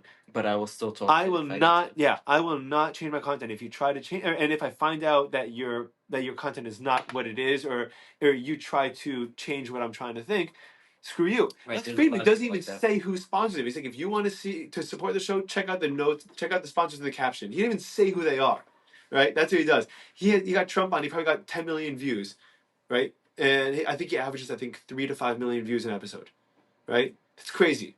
So the fact he doesn't say them. Just FYI, no matter the amount of views you get, if you go against whatever the guidelines are of YouTube, if you curse, if you talk about this, that, and the other, you get devalued. Yeah, I know. YouTube is a massive problem too. YouTube is a massive. Yep. Andrew Schultz actually just had Trump on. Yeah, did you watch it yet? I saw a clip of it, and I'm like, okay. Which clip did you watch? The one with his son? Where you're talking about his son's party? Yes. No, not with his party. Talking about okay, you have an 18-year-old kid, and he's rich, and he's in New York. Is now the right time to have Roe v. Wade take? Yeah. Oh god, it's so funny. Really, you said that? Oh, about Schultz is crazy. Dude. He's good. I think, yeah, he's great. Schultz is good. Do you watch stand up? Not quite, but I appreciate it. I love comedy, especially sarcasm. Have you watched John Mulaney? Is he the one with where he's sitting at a table with Rogan? No. John Mulaney doesn't have anything to do with Rogan, actually. I even know why. I mean, I'm sure there's a backstory, but John Mulaney, in my opinion, might be one of the, if not smartest comedians out there. He has 4 or 5 Netflix specials now. John Mulaney? Yeah. You watch the show Big Mouth on Netflix? Nope. Oh, you gotta watch it. You would love it. Big Mouth is a show about 11 and 12-year-olds in Westchester starting to go through puberty. It's an adult animation show, right? Okay. And they have hormone monsters. And their hormone monsters convince them to do these crazy things, like jerk off in the toilet, jerk off in the bathroom stall, and a high school dance, like a high school dance or something like that, middle school dance, because you have no outlet, you just don't know what to do with yourself, and he's like, you just got to do it right now, and he's like, okay, fine. So he's one of the creators and one of the. That's John Mulaney. He's one of the writers and one of the voices on the show. Nick Kroll and John Mulaney.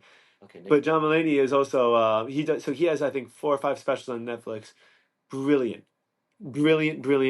So funny. And then during COVID, he went to rehab, got divorced, and restarted his life. And then he came out with another special called Baby J right after COVID, and he's you can tell the tangible difference between his stage presence.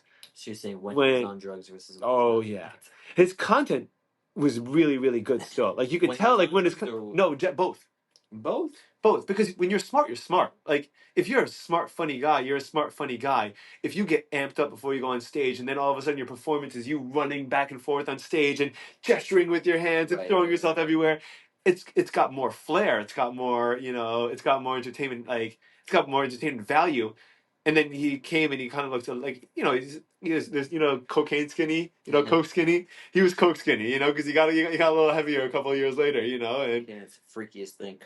Dude, I have friends in college and even after college that were coke skinny, and it was a group of guys, and you looked at a picture of them a year before and a year into doing coke, and I was like, dude, I cannot believe, like they look gaunt and like they lose their butts. It's so funny. Like it's like they like the lower half like by their gut and butt area kind of like gets like a little like more slim and like a little more Nose. yeah. Well, dull your nose, you know. It's fantastic. I can't. I'll Just like never ever ever go anywhere near it, dude. why? Because you think that you're gonna get addicted to it? Well, I absolutely would get addicted to it, but not even that. I'm not. I'm not interested in stimulants. I'm more interested in Depressants. no, in the exploratory drugs, in the drugs that will get you But to. you're changing your brain. You are Yeah, I changing wanted to your change my brain, dude. You know how limited your brain is. But you are changing Your brain the is chemical just makeup the of your result. brain. Not necessarily. First of all, not necessarily. If you're making new connections, fine, I can understand that. Okay, that's a But good thing would to you do. rather natural connections or drug enhanced connections? Well, Drug induced connections. what's natural or not? You mean based on experience? Natural would be if you start writing with your non dominant hand, you are now creating a new connection, Sure. right? A new pathway. But why can you do both? You could do both, well, just one is natural versus one is chemically induced. Yeah, I don't mind that. I don't care. Like, what do I care whether it's chemically induced or not? I mean, if you think about it, the fact is, it's really important that for everyone, I think, to really think about like frequently.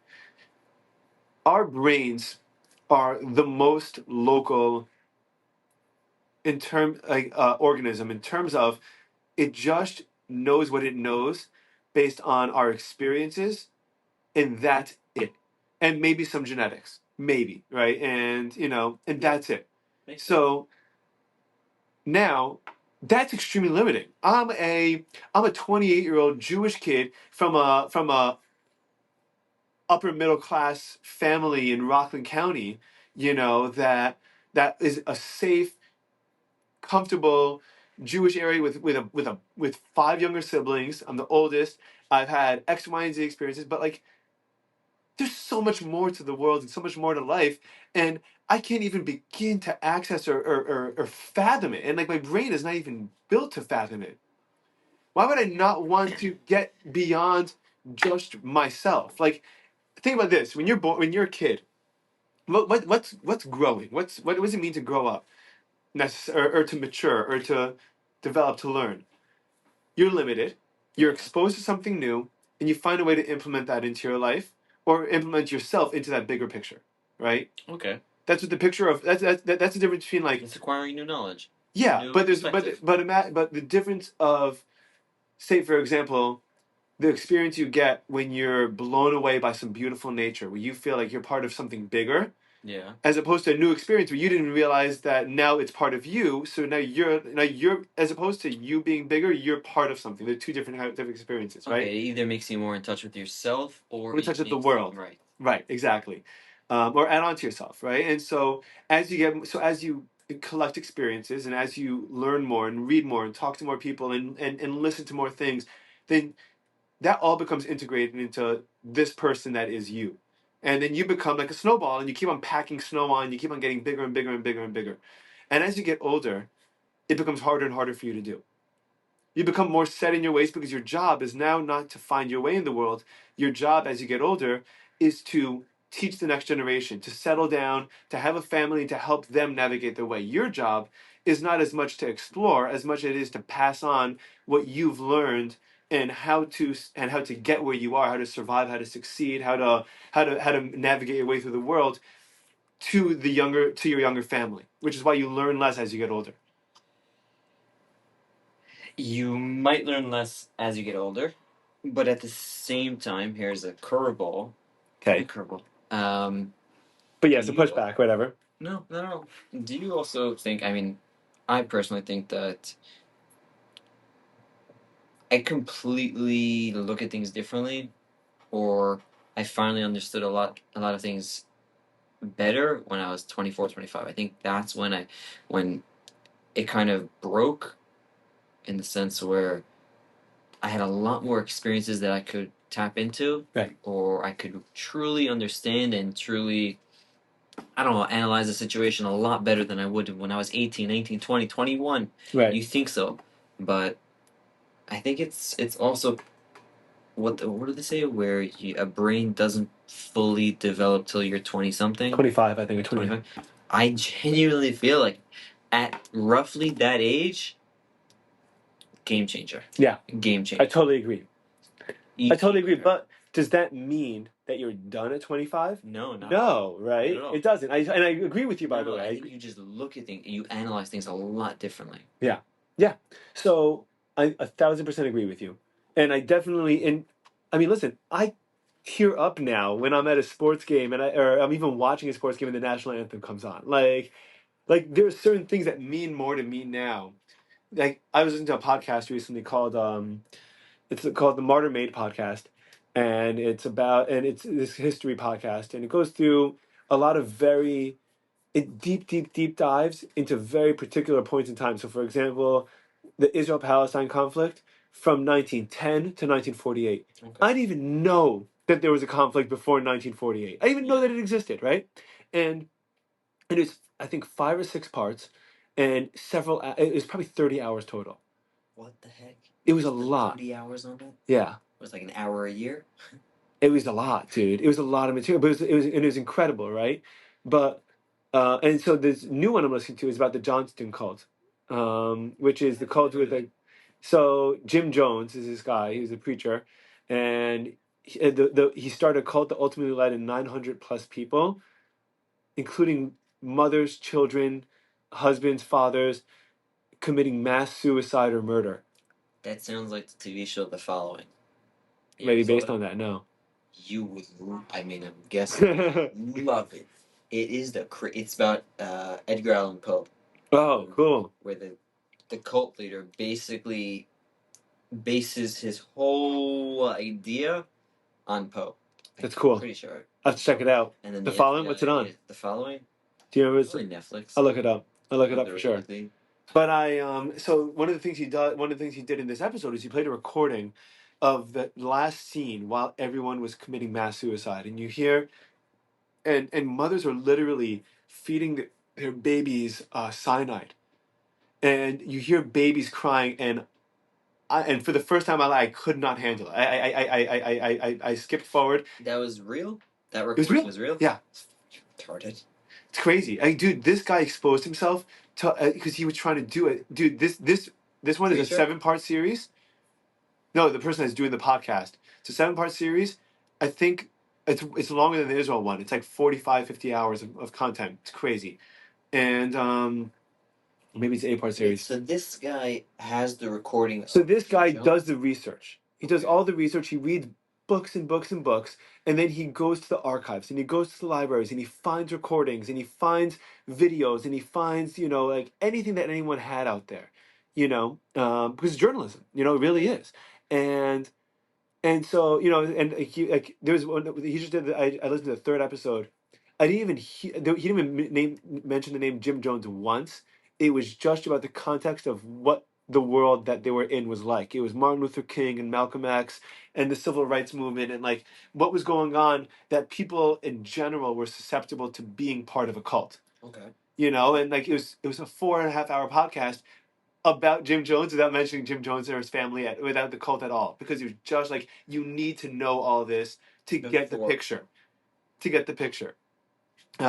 creepy. It's incredible. It is creepy, but my point is that at this point in my life, with a 1.5-year-old, the sounds of a baby crying and knowing what that context was, like I couldn't, like my whole brain just was like immediately just went blank and just like nope, and just shut off, and I had to skip ahead. I was like, I can't do it. I can't listen to it. There's certain things but reason why I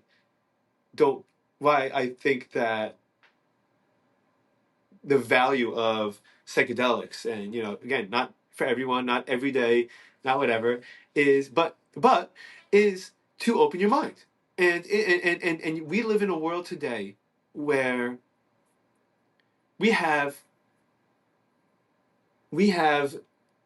a lot that drives us is evolutionary, right? the need to protect ourselves, the need to procreate, the need to, like a lot of our social skills come from tribal behavior that that we no longer need because we don't have to live in a tribal world. We can live in a more collective world, where you could like trust each other more, where you hope that you could, but we live in a society where straying outside of your tribes doesn't mean you're going to be killed by a bear or starve to death, right? It means that you can re-engage with the world because we're pretty developed, Depends which tribe, but yeah. Sure, whatever it is. But the point is that if you have different stages in life, let's say 0 to 5 is learning motor skills and basic brain development, right? And then 5 to 15 or 5 to 25 or 20 is learning yourself, learning how to navigate the world, learning your skills, learning how to implement those skills. Like the whole world is a puzzle and you're kind of mapping things out. And then at 20, 25, you start you start a family, and then you start teaching them how to do that. And then again, like, you're not learning as much, but we don't have to live in that kind of world. We don't have to stop learning ever, even though our brain chemistry has been developed to stop. Right. We found ways to keep it open. We found ways to keep on learning, to keep on expanding beyond Every day you get to. every day you could, but most people don't. A lot of people stop learning. How many people do you, I asked my cousin. I had, oh crap! I shouldn't even said that. I asked my cousin. I asked a cousin when the last time he changed his mind was. Right, on any like on like a political topic. On a political topic, when's the last time he changed his mind? He's at college, right? He's over 30. It means it's been over 10 years since he changed his mind on something. Yeah. You don't think that's an important thing to do? Yeah.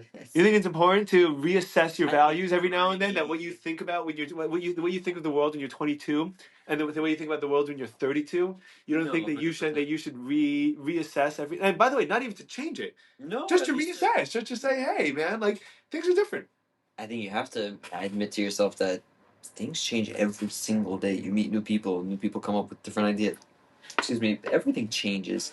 You can assume that you're gonna be able to follow the same path or if you believe We shouldn't even want to stick to that same path. Keep the world open. Keep the opportunities open in front of you. spicy. Keep it spicy like this beer, dude. Keep it spicy. But the point is that yes, you have so our brains aren't naturally fit to do that. There are things you could do that are natural, like you said, writing with your non-dominant hand, listening to new music is. Huberman had a whole thing about listening to how listening to new music because what happens is if you listen to a song you recognize, it's a pattern, right? That your brain comes to expect. And then if you listen to a new song, your brain doesn't know where it's going to go, right? So it's kept unsure. You listen to a new song and like it's unfamiliar. You don't really know what's going to happen, and then you listen to it 3 or 4 times. Like, oh right, now I know how it's going to go, and now it's more familiar. I get it now. But that act of opening Something it up, new. yeah, is keeping your neuroplasticity active and alive. Do you ever smoke and listen to classical music? Sure. Fantastic. Do you ever smoke and listen to Grateful Dead? No. You should come with me. I went by myself. I'm so sad. Yes, I can't freaking understand fish. I don't get fish either. I'm not a big fish I fan. can't. By the way, but no relationship to the Grateful Dead. Fish? Yeah, nothing. Fish is very, very different. What I love doing is watching something on YouTube. Come with me. Come with me one time to a Grateful Dead cover band. For what? For music? Yeah. Do you know? I went myself this week on Sunday. I went for 3 hours by myself. I had the best time. You're watching these musicians that are. First of all, the chemistry just on stage. Okay. Incredible. The music, incredible. But when you're stoned, you could do that on YouTube too. You could delve into it. You can't. It's not the same thing, dude. I promise you, the energy of watching these people and live. Also everything in life. Feeling that. Yeah, you feel it, and you feel also because the music, the way the music works in general, is an increase in tension, tense, and then a break, and then again, then it builds back up again, right? You have like a. So you're saying it's trying to trip you out? No, it's just the way that everything in life is like that. By the way, trying to trip you. No, it's tension and release, and then the pleasures and the release, right? It could be the build up, and then it could be something like holding yourself back from eating pizza for 2 weeks, and then you're building up, and you want to eat it, and then you have that slice, and you're like wow, and you wait another 2 weeks. The build up, and then the drop. Yeah, or a physical relationship with someone, or something like that, where a big part of it is just like the build up, like you're waiting all day, and like or nida, the Jewish concept where you wait 2 weeks and your wife's on her period, and then after 2 weeks you're like, whoa, and like you're like, Yep. but yeah, I mean it's just the craziest. So everything in life is like that. Music is like that too, and music will start off. This music will start off slow. They'll start off with a jam, and they'll start going. The guitar player will pick up the pace a little bit, and the drums will just get like a little bit more up. Huberman talks about that. What he had a music episode, if that's what you're talking about. I don't know if it was a music episode, but he was talking about the anticipation. Oh yes, Anticipation. the value of anticipation. Exactly. He says Because it also helps your dopamine release. So he was saying how the anticipation will. I think he gave an example of taking a kid to an ice cream store. Mm-hmm. All right, so you tell the kid, "Hey, we're gonna go to the ice cream store," and then the whole drive over, it's building, picking the ice cream. Everything is just building up, and then when he gets to that first bite, it's such a To release. Yeah, it's a dopamine release. It's a release, but it's a drain where it doesn't feel as good. Taking that first bite doesn't actually feel good because the anticipation is what created it. He says, measure that against the buildup and then getting to the store and them being closed. Like that drop, that's the killer. Yeah. But there's also, he talks about is extending the release. So, for example, let's say I'm looking forward to my slice of pizza, right?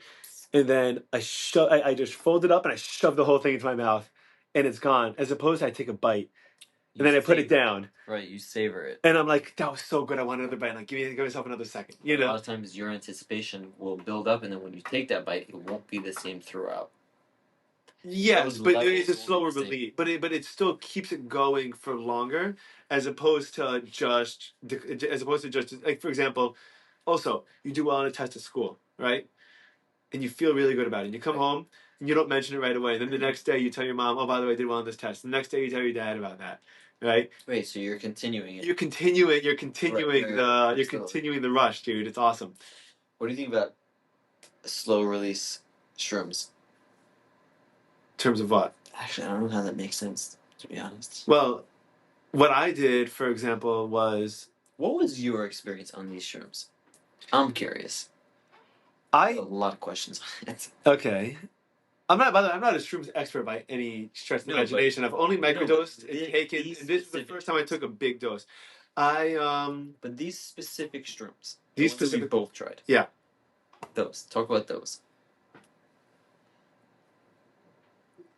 Fine. I've had hit and miss experiences with them. Okay. What I did was, so a pack comes with 5. Right. 5, I presume, is a full dose. Is about what it takes to go on a full trip. Okay, full dose would equate to a certain amount of grams. I don't know. Okay. I don't know anything about that. I just know that 1's a microdose, 2 is like a heavier microdose, but like you're not hallucinating. There's no psychedelic effect. Right. It's just a mood enhancer, motivator. You're probably more inclined to spend some more time outside than inside, and probably more inclined to be a little more social and friendly than not. All right. Put that thought on the side. Yeah, continue. Then I took 3 the morning of Rosh Hashanah. Okay. And I felt a more physical tingly sensation. I think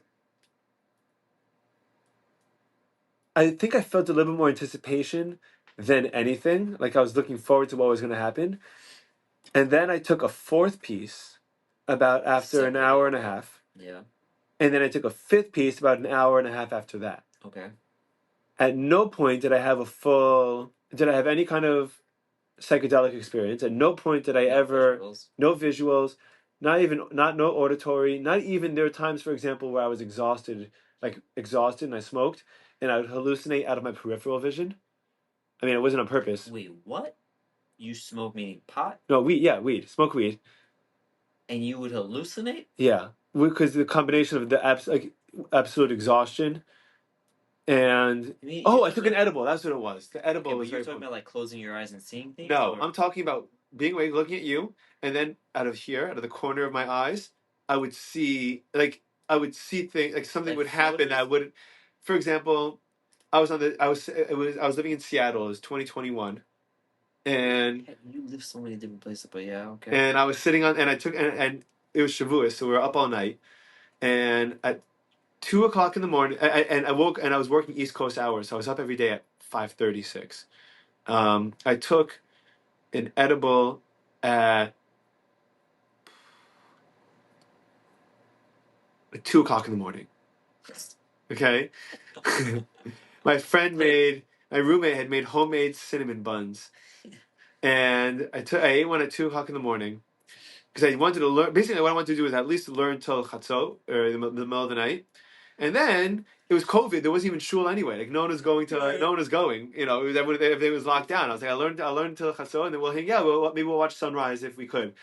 And I'm forcing myself to stay up. I'm exhausted, and it starts kicking in, and we decided to walk down we live down the block from Lake Washington, which is a beautiful little lake, by Seattle, and Sleepless in Seattle. yeah, great movie. Um, and I'm sitting on the dock, and out of the side of my eyes, I keep on seeing a duck charging at me, and I keep on flinching, and I'm like, "What?" And I'm like, and my roommate was with me. He's like, "Dude, what?" And I'm like, and I look over there. That there was a duck, but it wasn't running at me. It was just Okay, like fine. it was just standing off in the corner, and I just kept on. It just kept on. And then I was on the dock, and it was moving a little bit, but I felt it very exaggerated swaying back and forth.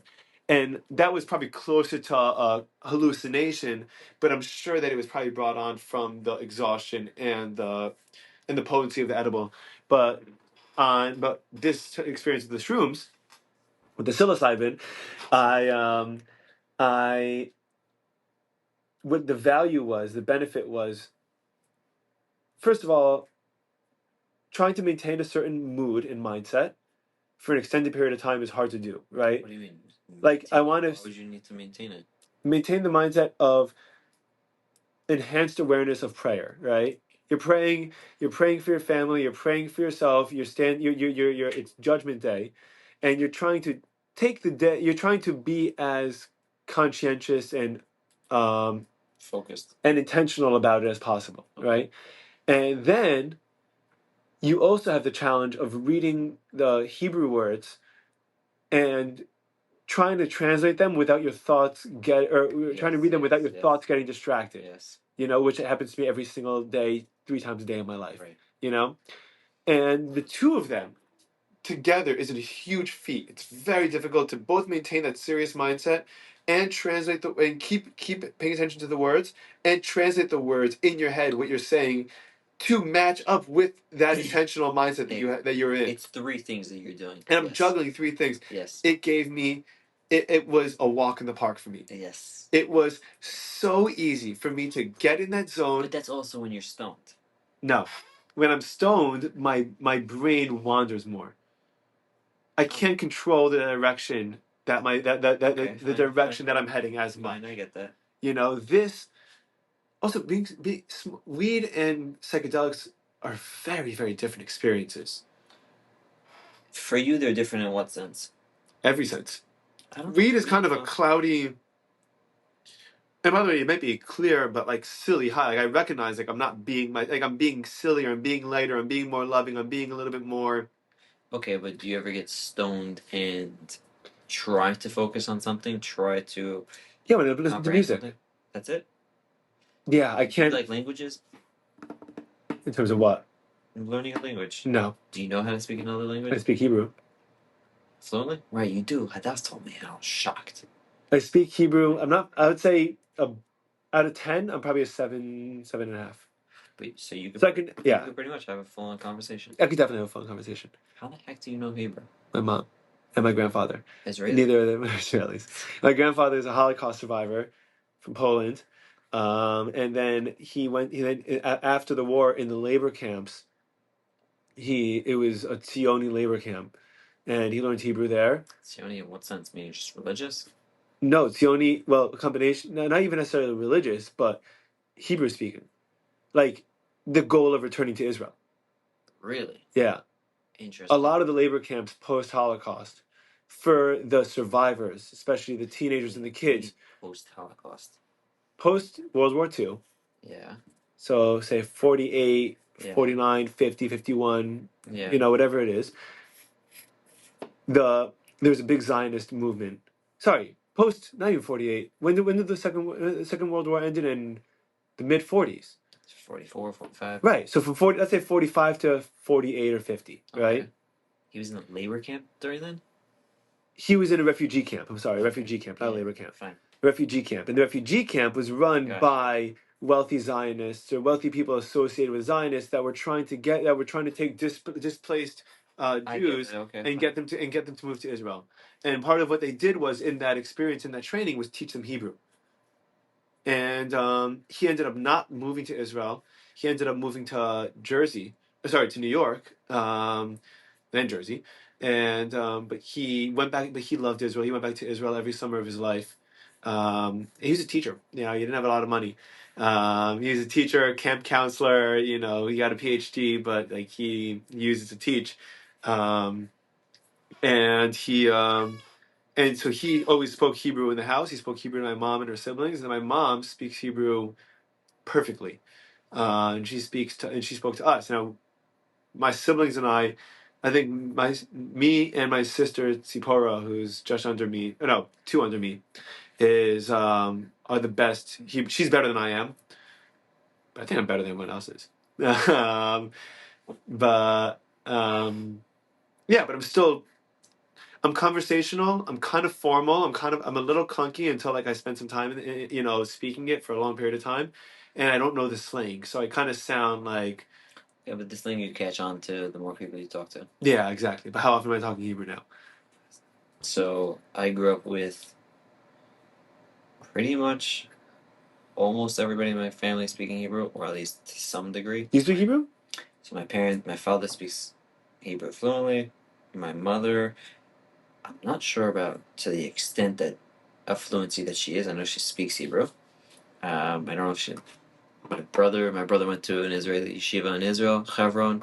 No way, He really? speaks fluent. He wrote That's the Svarim. most Israeli yeshiva you can go to. He speaks fluent. He wrote Svarim. Another one of my brothers wrote Svarim, also fluent in Hebrew. Another brother taught himself Hebrew through Israeli songs, which is crazy, but it's pretty cool. Yeah, it's brilliant, actually. So I relatively grew up with it. Not fluent at all. I don't think so. Married my wife, who was Israeli, and Okay. her father speaks Hebrew 24/7. So now you speak it more? I do, but a lot of times I can't. Like I The can't. same reason why you can't, why it's hard for you to articulate certain.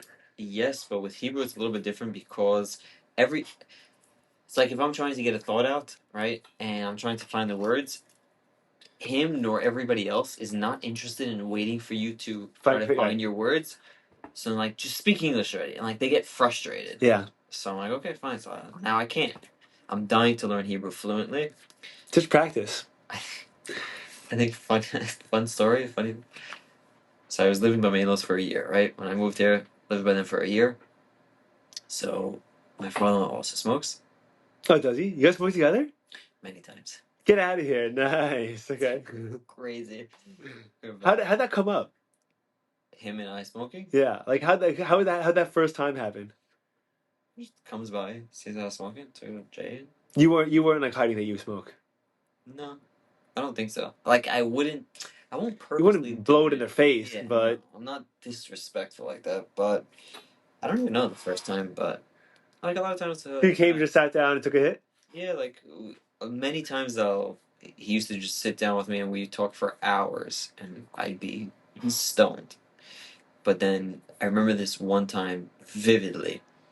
We're sitting down outside by him, and I'm stoned, he's stoned, and he starts talking and talking and talking about business, right? And I pretty much understood, or at least I think I understood everything that he's saying.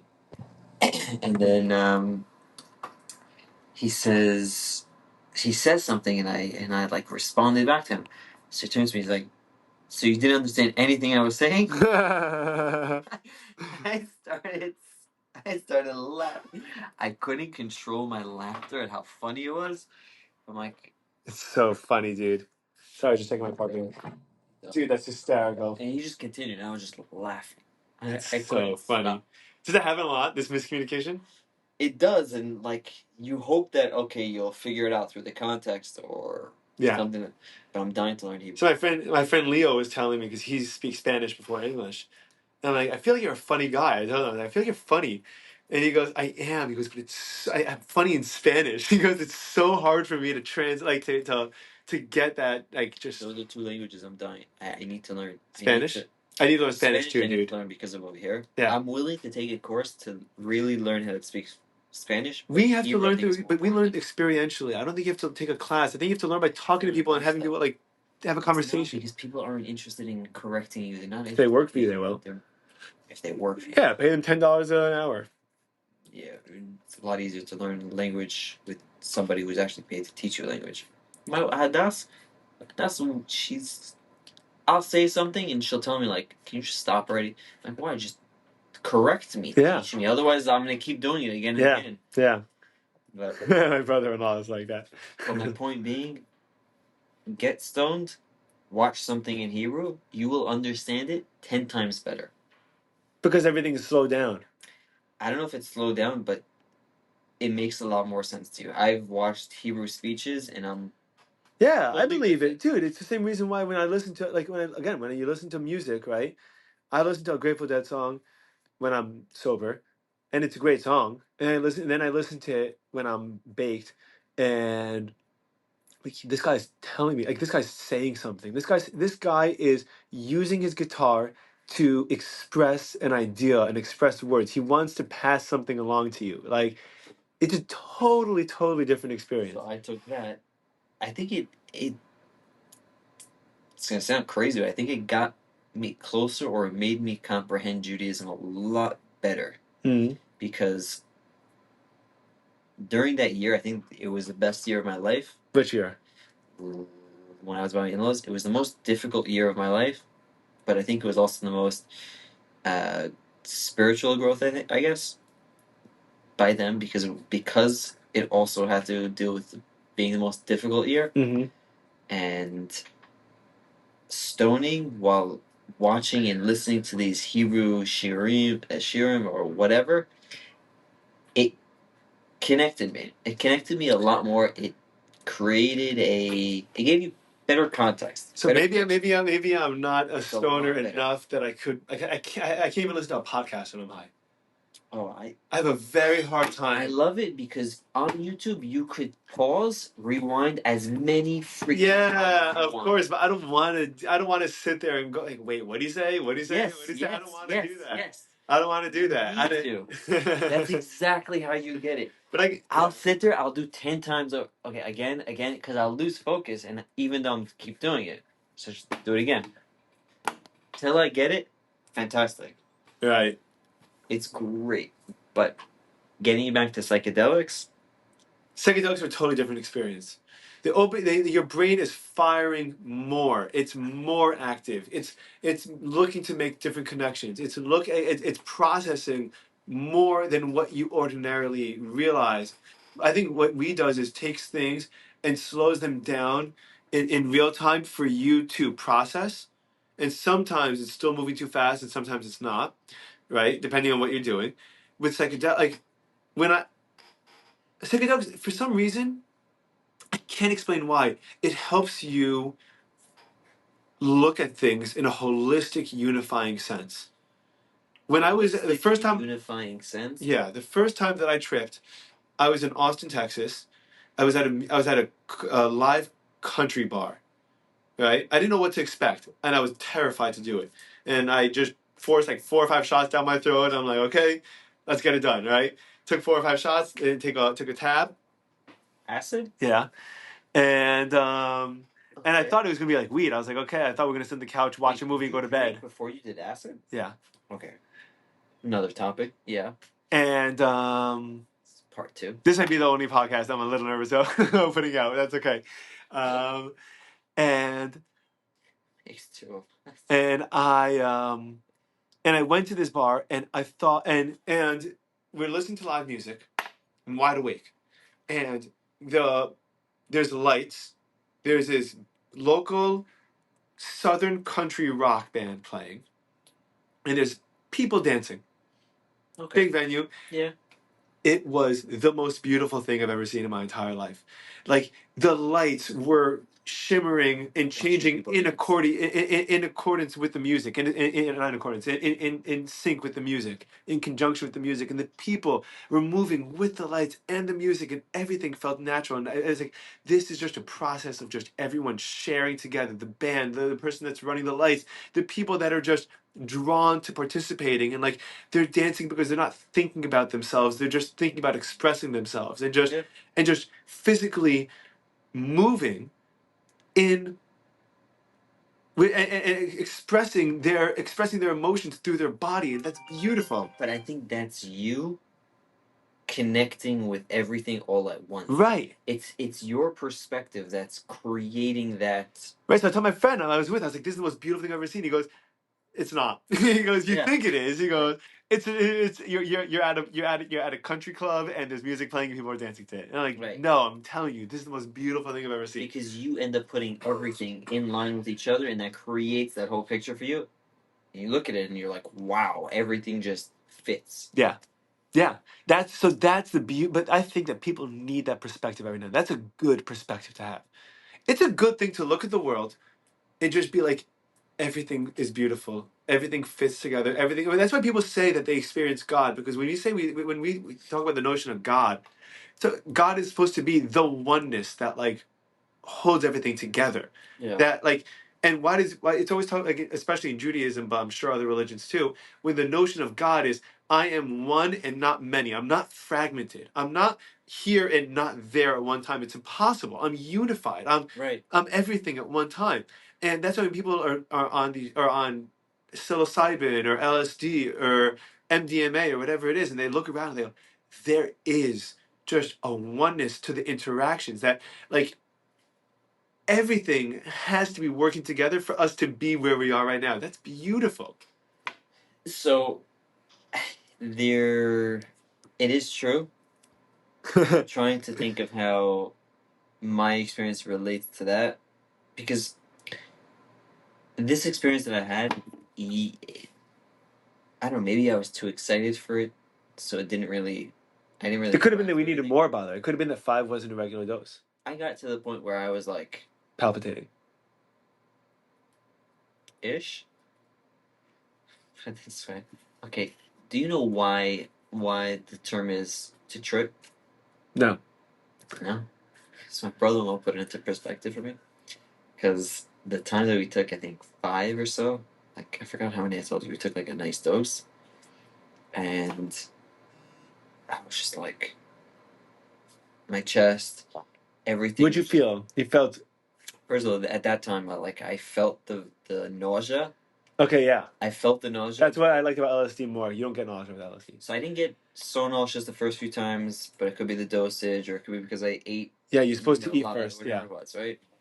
But that time I really felt the nausea. But then I realized I'm like, okay, fine. It makes you feel that way. It's not really that you, I don't know, burp or something, and you'll get rid of it for a short term.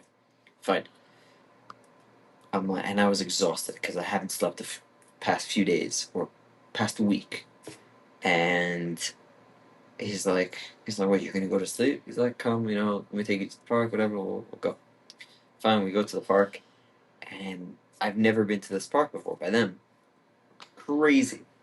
He's like, yeah, this is exactly what going on a trip is. He's like, this is you tripping. He's like, what, you want Oh, to you trip go on a trip. You do like, something. oh my god, you're right. That's so smart. I never thought about that. It's a trip.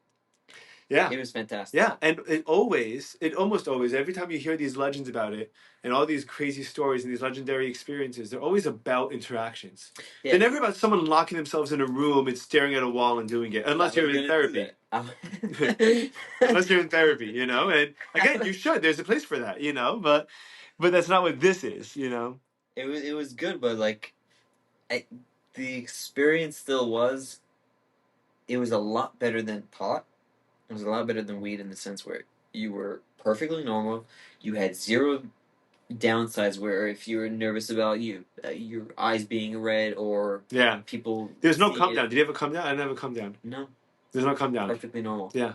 There's no hangover, no come down, no No, nothing. it was fantastic. It's a miracle. Although, It's a, by the way, psilocybin's been figure around out for how- thousands and thousands of years. yeah, it's a fungus. I understand, but that's but it's It's as like natural. pot. It's as natural as anything. Yeah, but same as pot, same as got. Got is Oh like God, yes, of course. anything. Yeah. My grandfather-in-law used to grow it.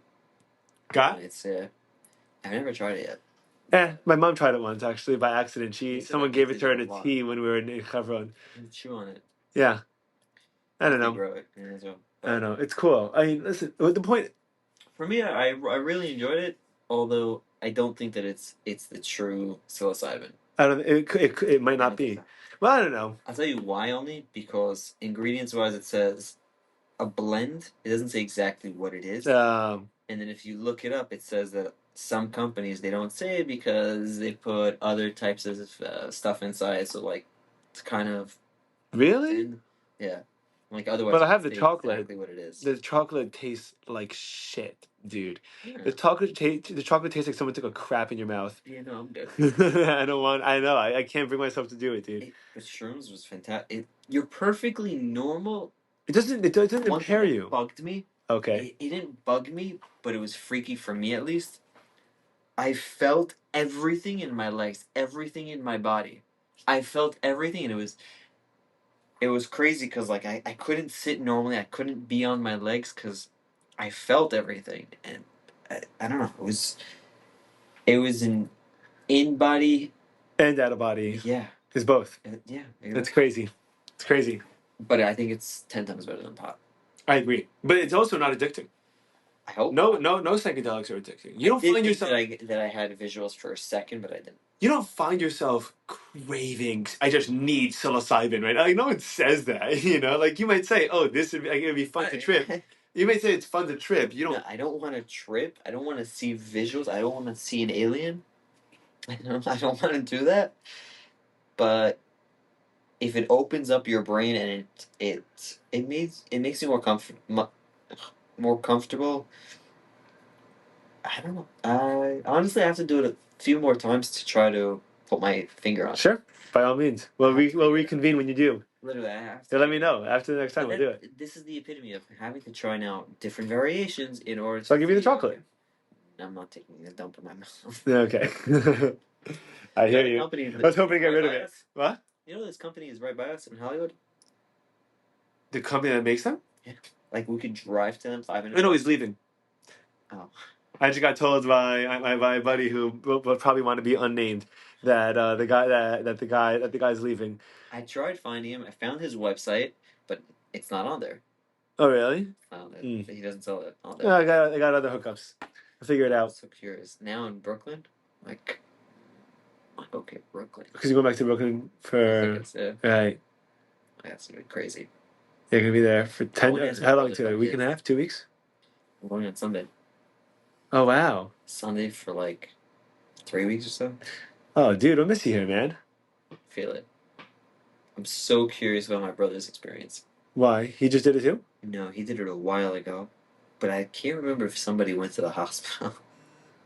Yeah. Like he's married, kids, everything. Also, like, I'm very curious.